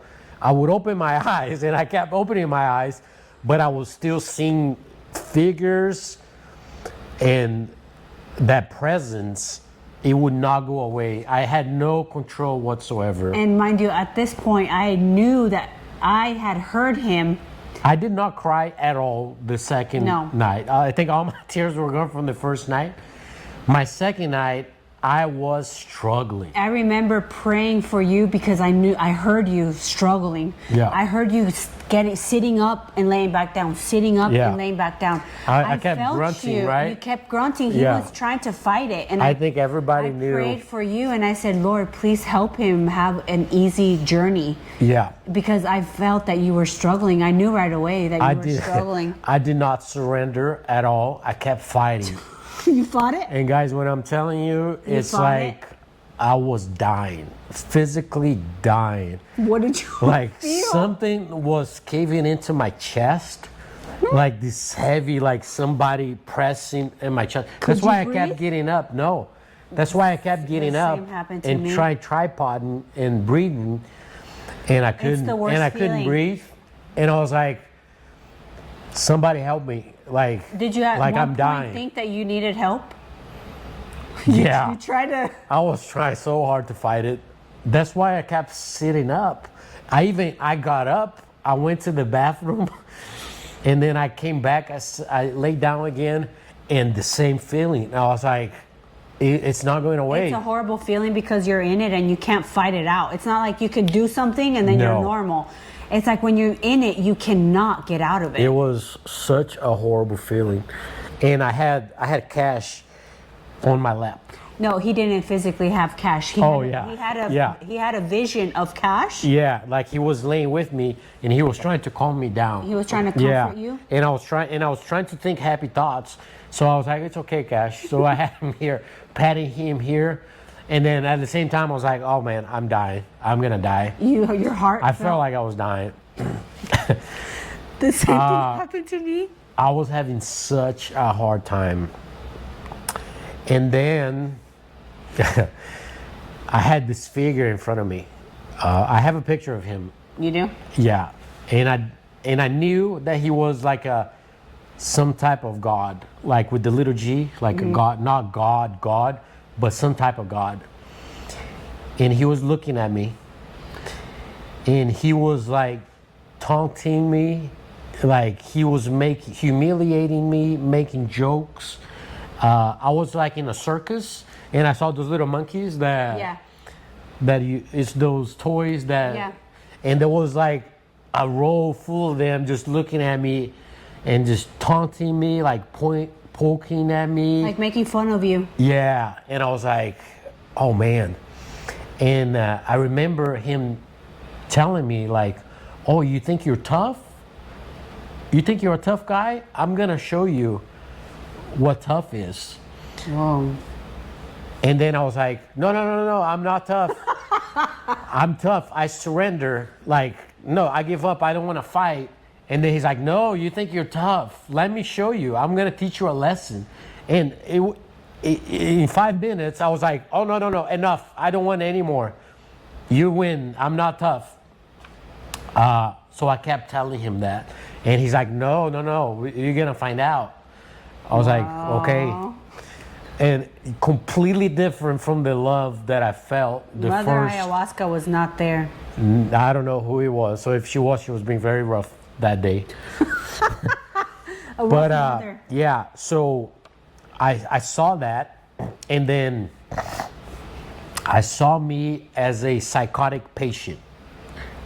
I remember that. We ran EMS. I was a paramedic. I was a first responder, and I was the patient this time.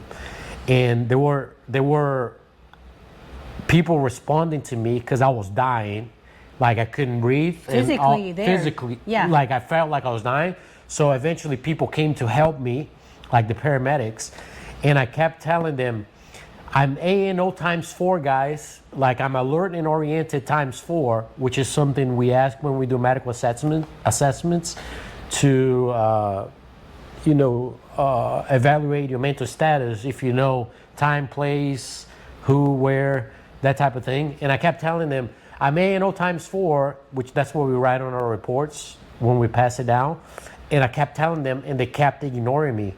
Like they weren't treating me like a human. Yeah. And I was like trying to get somebody's attention, like I'm dying, like I can't breathe. And they were just completely ignoring me. Wow. And I've done that as a lead paramedic, running a call on a psychotic patient. And the roles reversed. The roles were reversed. There was no compassion, no listening or trying to understand or reason with me. Wow. They just thought I was completely crazy. And I've been on the other side of responding to that patient. Yeah. So we reversed roles. And I'm like, no, you don't understand. But nobody would listen. Eventually, they took me to the hospital, and I needed some sort of operation, and I was sitting like naked, cold, on the operating table, and the nurses. I was trying to talk with the nurses and the doctors, and nobody would paid attention acknowledge to you. me or paying attention, and it was like a horrible feeling. I was like, why aren't they helping me? Why aren't they talking to me? What a crazy thing. Yeah. That happened. Yeah. Also, it's sad, huh? Yeah. Also, when that God was taunting me, He would start to show me and I haven't told you this, like a sexy woman type of thing, like a prostitute or something. Yeah. For me to look at it, and I didn't want to look at it. I would be like, no, I don't want to look at it, and then He would start showing the sexy woman. And I'm like, no, I don't want anything to do with that. So He kind of went away. To like probe you. Huh? Yeah. Also, something that I saw myself in almost like in a past life, like long time ago, like ancient history, that I was a king. So I was a king sitting on a throne. And I had like all these servants and all these people that were like presenting me like offerings and gifts and trying to get my approval. And I would be like, no, like passing them along. Yeah, and they were showing stuff. Yeah, it was very strange. And within that thought was when I saw Shabaro. Because I was a king and our kingdom was about to be attacked. Like we were gonna go to war. And I saw Shabaro because I was like, I'm not ready for war. And Shabaro was like teaching me. He was training me. Shabaro is my jiu-jitsu coach, and he's like a hard ass. I always got the impression that he didn't like me very much, but I'm attracted to like strong men, characters, and I admire him so much. He's like a former Green Beret. He's a former special ops guy. He's a beast as a jiu-jitsu guy. He was a drill sergeant before, so he's like, he knows how to be a hard ass. And in my visions, I saw him come to me, and he kept like pushing me, like, no, this is not good enough. You're not doing it right.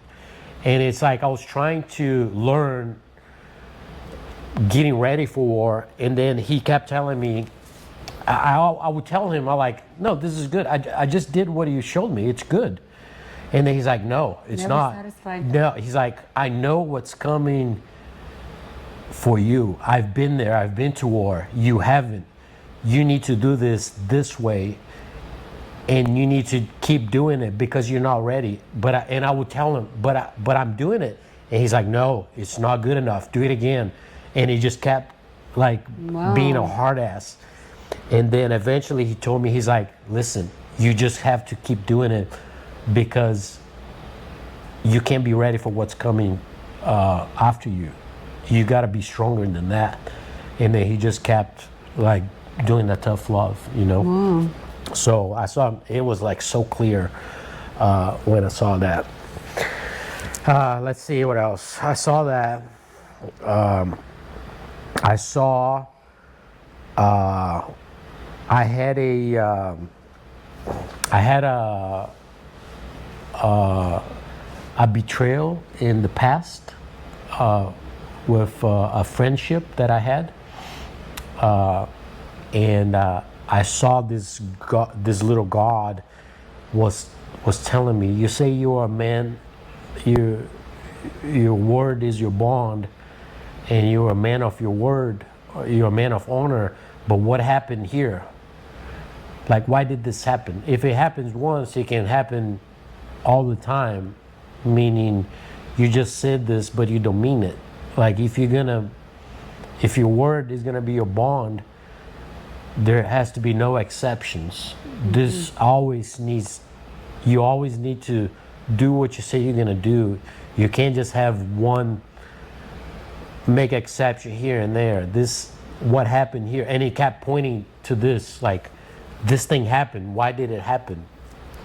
Like, don't never let this. Like this God was almost like showing you all the errors that you've been in. It's almost like saying, you think you're tough? You're not tough. Let me show you. I'm going to show you all the things that you've done where you weren't tough. Yeah. Where you didn't show loyalty, where you didn't show who you say you are. Yeah.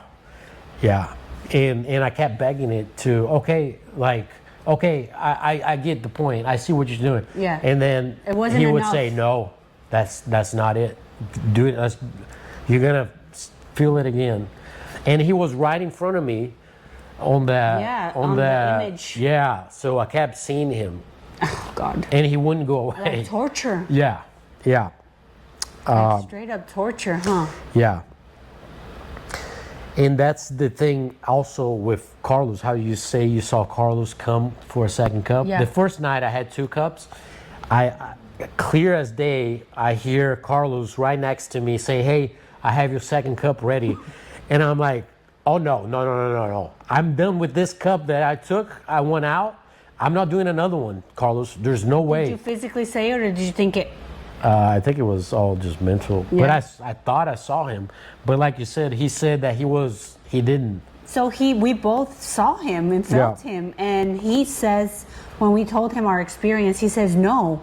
Yeah. I think he slept throughout the whole night. He said, I never got up to give you another cup. He said he never, and I felt him with the cup, and giving you it to heard me. it. Yeah, and I said no. Yeah. Oh my gosh. Another thing that I saw was, and I did not go into that because I didn't want to open the doors to any of those things, but I saw a portrait of somebody that I know, and it was a beautiful portrait. And as I looked into his eyes, it was normal eyes, but then once I zoomed in again, he turned like green, like real inside, but not like a beautiful green, like an evil green, like green and purple. And I knew that if I went inside, it was almost like it was a door to the devil. Whoa, you felt it? Yeah, like I knew the devil was there. And it was almost saying, hey, do you want to come in and check it out? Oh, wow. And then I was like, hell no, I'm not going in. I do not want to go in. They tell you whenever you do ayahuasca that where the darkness is, go into the darkness. Like that's where you face your demons, and that's where the breakthroughs will be. So that's why he's probably saying, no, I don't want to go in there, because they tell us when you do ayahuasca, go into the door, go into the darkness. I didn't want anything to do with it. Nope. I was suffering so much already. Yeah. Like even Carlos. So I want to talk a little bit about the integration process of coming back from such an experience as that.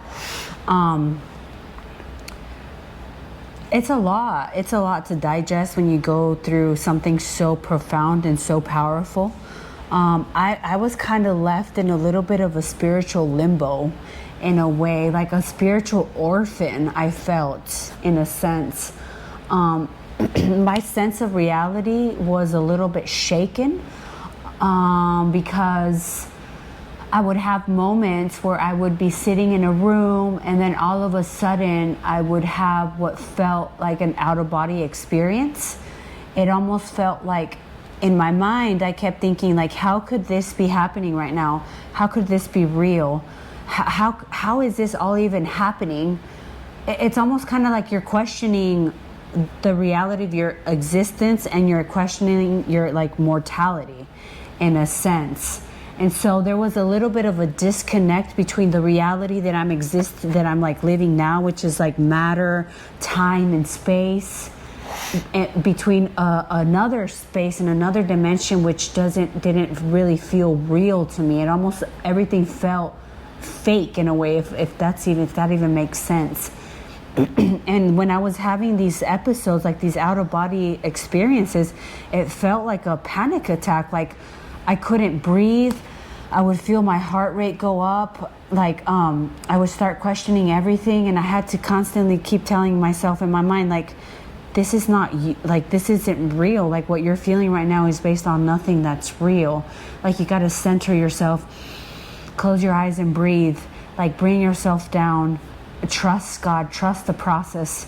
So it was just kind of like a constant battle of going back and forth, of just questioning like this entire thing that we're living, because it's like really intense, and it's really, after you go through like such a profound thing like that, where you go through such profound love, and you go through it deep in the spiritual realm, it's kind of leaves you wondering like, whoa, like there is so much more out there, right? There is another dimension. There is so many more dimensions. Yeah. Right? It definitely confirms that. It confirms that. And then when you come back, it's really hard to integrate it with your reality. You're like, how can I match the two?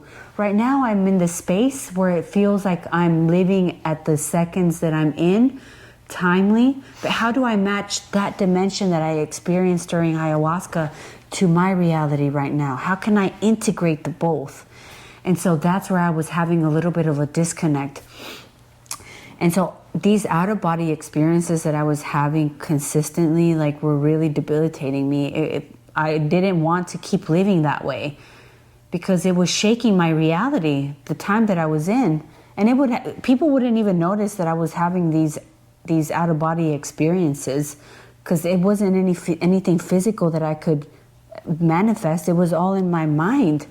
And so one day, about a year and a half after ayahuasca, I remember I was having this intense out-of-body experience where I was questioning everything, and my mortality, and like my death, and everything that I was. And then I remember clearly like calling out for Jesus and just saying, Jesus, please come and help me. Please come and take over my life. Please come and take control of me. Help me get through this. Please give me your strength, and, you know, put me under your wing. Cover me with your holy mantle. And I remember pleading to God and asking Jesus to help me and to save me through these experiences that I was having. And I can honestly tell you with pure confidence and with pure honesty that since that day that I pleaded out to Jesus to come and help me and to save me from whatever experiences that I was having, like I haven't had a single episode like that again. Like I haven't had to question my mortality or who I am or where I stand or if I die, where am I going, or what's on the other side of my reality, or what else is out there. I already know. Like, I know who I am. I know that God already has a purpose for me being here. I don't need to question things. God told me clearly, and I heard him, stop trying to understand the understandable. Stop trying to comprehend something that's incomprehensible, right? And so I just stopped trying to figure things out and just laid it all to his feet and asked him to take the wheel, so to say. And that's how I just felt completely saved by Jesus once again, because it's not the first time that he saves me. He saved me before in the past, but this time it was almost like he just rescued me from going down into like a really dark path, I feel. It can be confusing. I remember even when we started attending church again, and during the first couple times during the worship portion of it, I would see like things that happen in during the ayahuasca ceremony. It was a very like a spiritual similar thing, feeling, right? Yeah. And we didn't even talk about the third ceremony. Oh, yeah, true. You kind of skipped ahead. Yeah, I went ahead of myself. So that's where I am now. I'm super integrated, and I like got closer to God, and now I'm activated for Christ, and I'm on this extreme journey of just, diving deep and just living a pure life for Christ.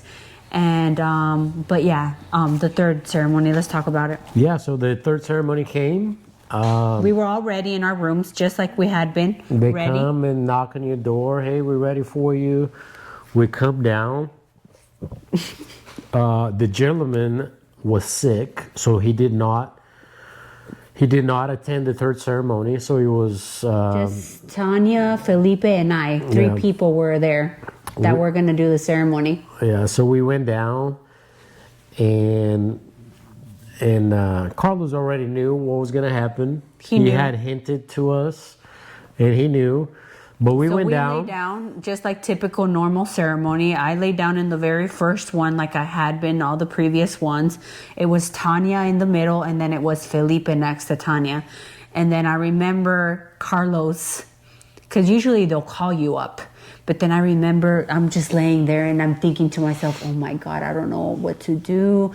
I don't know if I want to go through this. My body was... First, he does offer the rapé. Yeah. We did rapé the third ceremony. I did rapé. Yeah. We did rapé the third ceremony. So he came up to us and he said, I'm going to give you guys rapé. Would you guys like it? Because he knew that we were going to need it for that third ceremony. And so we agreed and we did rapé. And then you lay down. A few minutes later, but in the meantime, I'm struggling physically, mentally, spiritually, everything. My body was telling me that I didn't want to do this again. And we knew that Tanya needed another ceremony. Yeah, she hasn't gotten what she was there for, so she was definitely going to do it. Yeah. And then Carlos, usually he calls you by name to come and get it, but he was like almost kind of like buying time.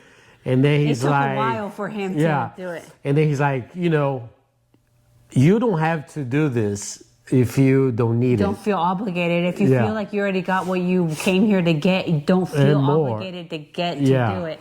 Yeah. So he called you over first. No, he didn't call me over. They came to my bed and they kneeled down. Him and Marcela. They came real close to me. They're like, so we know that you have gone through a lot. Yeah. And that you went through a very big process. We just want to come here and offer you. You don't feel obligated to do this, but would you like to partake in the third ceremony of ayahuasca? Yeah. And I looked at them and I said, no, I'm done. I think that I already received what I came here to receive. Thank you so much for offering, but I don't think I want to do this anymore. And then they said, okay, we totally understand. We knew what your answer was going to be, but we just wanted to make sure. They already knew. Yeah. Because they know these things. And so they told me, they're like, feel free that if you want to stay here for with the rest of the group, you can stay here, sleep in the tent, or you can feel free to go back up to your room so you can rest all night and have a good night's sleep. And so, yeah, I made my decision to get up and leave because You went to your room? I went to my room. I didn't want to be there. But I had a feeling in my heart that Felipe wasn't going to do it. And I knew he was going to stay in the tent. But we didn't know. We didn't talk about it. We went, let's see what happens. No, but I knew he was going to stay in the tent also for Tanya. Because he wasn't going to let the other girl do it by herself. Yeah. So now say your experience. So, yeah, Tanya did go ahead and take because the they went ayahuasca. to her and they gave it to her. And then when they came to me, it was the same thing. And then What I told them, say? I was like, no, I'm not going to do it. And then they're like, we know. We know you had enough the other day.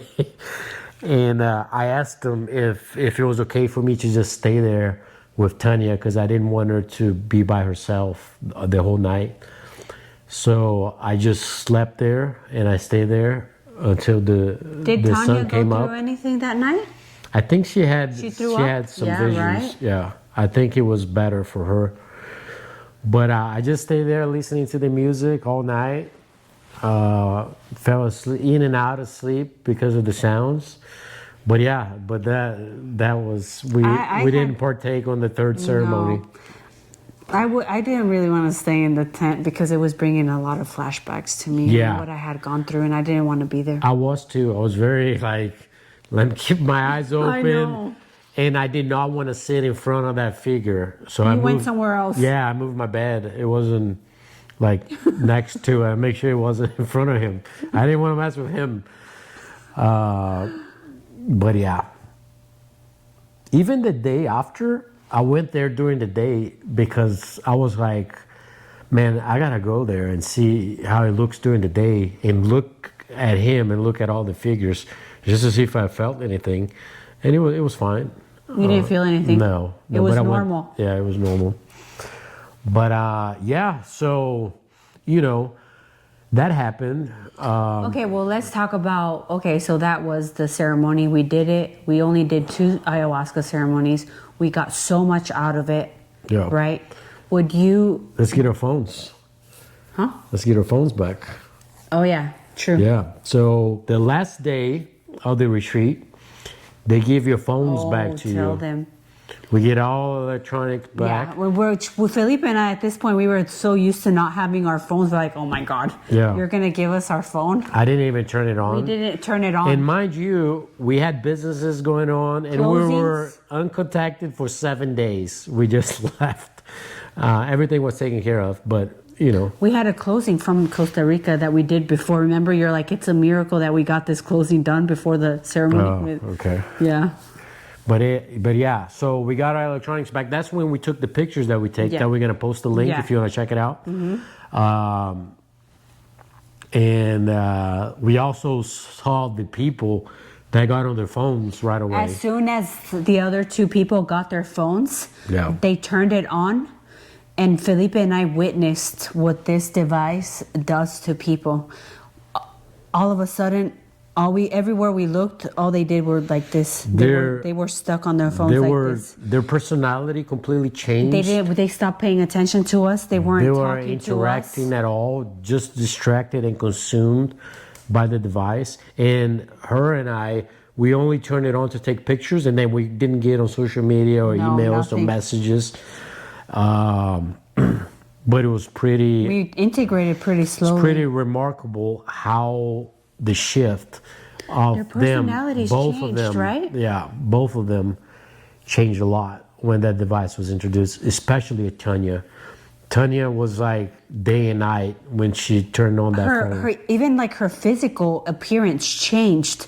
Yeah. It's almost like the life was sucked out of her and it went into the phone as soon as she turned that phone on. Like insecurities? It's like insecurities amplified times 100. Yeah, it was, oh my God, that was insane experiencing that afterwards. And then all over, you go back through the cycle of like going back into the cycle of getting stuck in your own way, right? Because that was one of her main things. Yeah. Not being so consumed by it. Right. And we had some beautiful private time with Carlos. He told us some beautiful things. He gave us a gift that we loved. And we actually even told him that we would like to go back, not to do ayahuasca again, but just to hang out and spend some time at the place, spend some time with him. And we wanted him to do a little 10-year vow renewal ceremony for us once we go over there, which we'll probably do next year to go. And then on our ride back to the airport where they're gonna drop us off. Yeah, I had a little piece of chocolate in in my bag, and I gave it to everybody a little piece. We were all dying because we hadn't had chocolate. The most Glorious delicious thing. dark chocolate that I've ever had. It was really good, and I had it the whole time, and I never told anybody, and I never tried it or anything. It was hidden in the luggage. After our ceremony, we went to this beautiful villa in San Manuel. You remember the first cup of coffee we had? Oh, yes. The first cup of coffee we had after 7 days was delicious. Wonderful. Yeah. But then how beautiful was the time that we spent in Tulemar Yeah. after the ceremony? And we made love too after the first How time intense after was the that? 7 days. How intense It was was very intense. Like the energy was so like charged. I know. It wasn't Like- even about the physicality. No, it it was was very- like the spiritual Yeah. energy between us, right? It was very intense. It was very intense. Yeah. Yep, that was amazing. Should recreate that. And then we kind of wrote down the stuff that we felt and all that stuff. Yeah, it was amazing. Yeah, but well, let's bring this bad boy home. It's but been a let me- long journey. Let me ask you this, like going through what you went through, what would you recommend people? Would you do it again? Would you did you get really big insights, and how were you, did it change you in any way, the way that you saw the world? Did it change you in your job with anything? Yeah, absolutely. So to answer first couple questions, right now I would not do it again. I got enough, more than enough that I bargained for. Maybe later on I'd be open to doing San Pedro, like the cactus, or maybe doing a ayahuasca at another point. Not in this time in my life, maybe in 10 years from now, who knows? At this moment, Imagine I'm going good. through that process all over again. I Yeah. can't. I wouldn't be able to. Yeah. I don't want to. Like I mentioned on the first video, I almost wish that everybody would at least experience this once, especially people that have been through any sort of trauma, depression, suicidal thoughts, anxiety, any type of loss, abuse, addiction. I can't recommend it enough. You would get insights that you didn't even know you had it, or it will change you for the good, in my belief. I don't think it's for everybody, but it is for a lot of people. I definitely do think you need to go to the right place. I would definitely check Nada Brahma. Like I said, we don't have any affiliations with them, but we love them to death. And it was a great, great place that I can't recommend enough. We're going to post a link of the facility if you want to go there. Did it change you in any way? It did. Bad? It did change me. I realized, it was time for me to. I had been contemplating giving up being a first responder. I am no longer with the fire department after 11 and a half years, which was 10 years in Carrollton and 1.5 years volunteered in Fairview. I realized, it wasn't for me anymore. It was time to walk away. I think it's one of the best jobs I've ever had. I'm so glad I did it. I got a lot of fulfillment out of it, but it took a lot out of me as well. I think it's a great job to do for a season. I don't think you should do it for a lifetime. I think 5-10 years is plenty, and it's time to move on after that. It wasn't an easy decision. I would have been making 6 figures, working 10 days a month, civil service position. I would have never gotten fired unless it was, a real bad ethical problem or stealing or stuff like that, but pretty secure. but you know, I decided to walk away to pursue my dreams and pursue my business that we have, and I'm glad I did that. I still help people in another capacity, in a different way. And I'm happy on what I do. It hasn't been easy, but I'm glad I made that decision. And I think overall, I had become very cold, very desensitized with all the things you see, personality changes. I think it helped me be more aware of other people, have more empathy, more sympathy as well. Also be more compassionate, understand others a little more. I'm still working on it. I'm not perfect, but I think it was a very good awareness. Also, those things that I lived, you know, kind of helped me reinforce of who I want to be and the type of person I want to be, so I can keep working towards that. It's always a work in progress, but yeah, it changed me. I've thought about that, those 7 days we spent there numerous times, and it's helped me a lot. It's been very impactful. How about you? Same questions. Same. I would just back all of that up. I would recommend everybody at least experiencing it once. And this is not something to play with. It's not something to experience. No. I mean, it's you one of heard the our hardest story. things that I've done in my was life. really It's a lot of difficult. work, Yeah. very scary. But if you are truly looking to improve yourself or heal from anything that's inside of you that you need to move on, go for it. Yeah, exactly. You know, just fucking do it. I would say the same thing. So everybody needs to experience it at least once and see what kind of breakthroughs you have. And if there is nothing there, at least it'll just be a nice experience for you to experience like the purest form of love. That's how I could probably And go to the right place. and go to the We've right heard place. horror stories of Oh, the yeah. wrong places, the wrong entities, Yeah. dark stuff. Yeah. So do your research.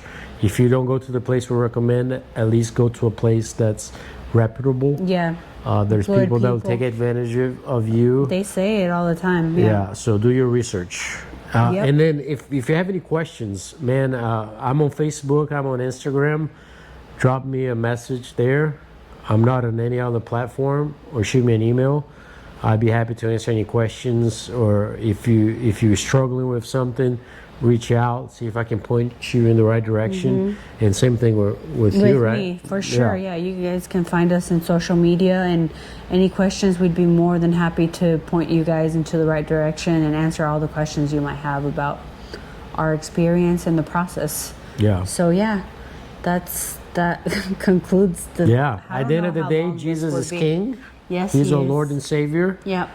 and He is the way. Everything will point back to Him. Everything points back to Jesus. If you don't have Him on your side, it's never too late. It's So been I encourage you to transformative seek for him. us. Yep. Yeah. Exactly. But yeah, that's all I got. That's all I got. I too. hope this helps somebody. It's not easy talking about this stuff. It just you takes know? you right back. I Yeah. mean, that's why I think it took And us we've been so talking long. for hours and hours. I'm I tired of think talking. I don't like talking. It took us so long to do this video. It's because Yeah. it takes a lot to get back at that place, you know? Yeah. But So if we you've did the watched best this whole that thing, we did the best that we could. I'm sorry if it yeah, wasn't. I commend you if you watch the entire thing. And yes, I have an accent. I talk funny. I'm sorry. That's how I talk. But it is what it right. is. We love you guys. Thank you for watching. watching. And drop us a line, okay? Yeah. If you decide to go, let us know so we can tell Carlos that you're going to go. Yeah. And you're going to have an amazing time. And it will be good. Okay? Amazing All time. right. All right. Good to see you. Peace.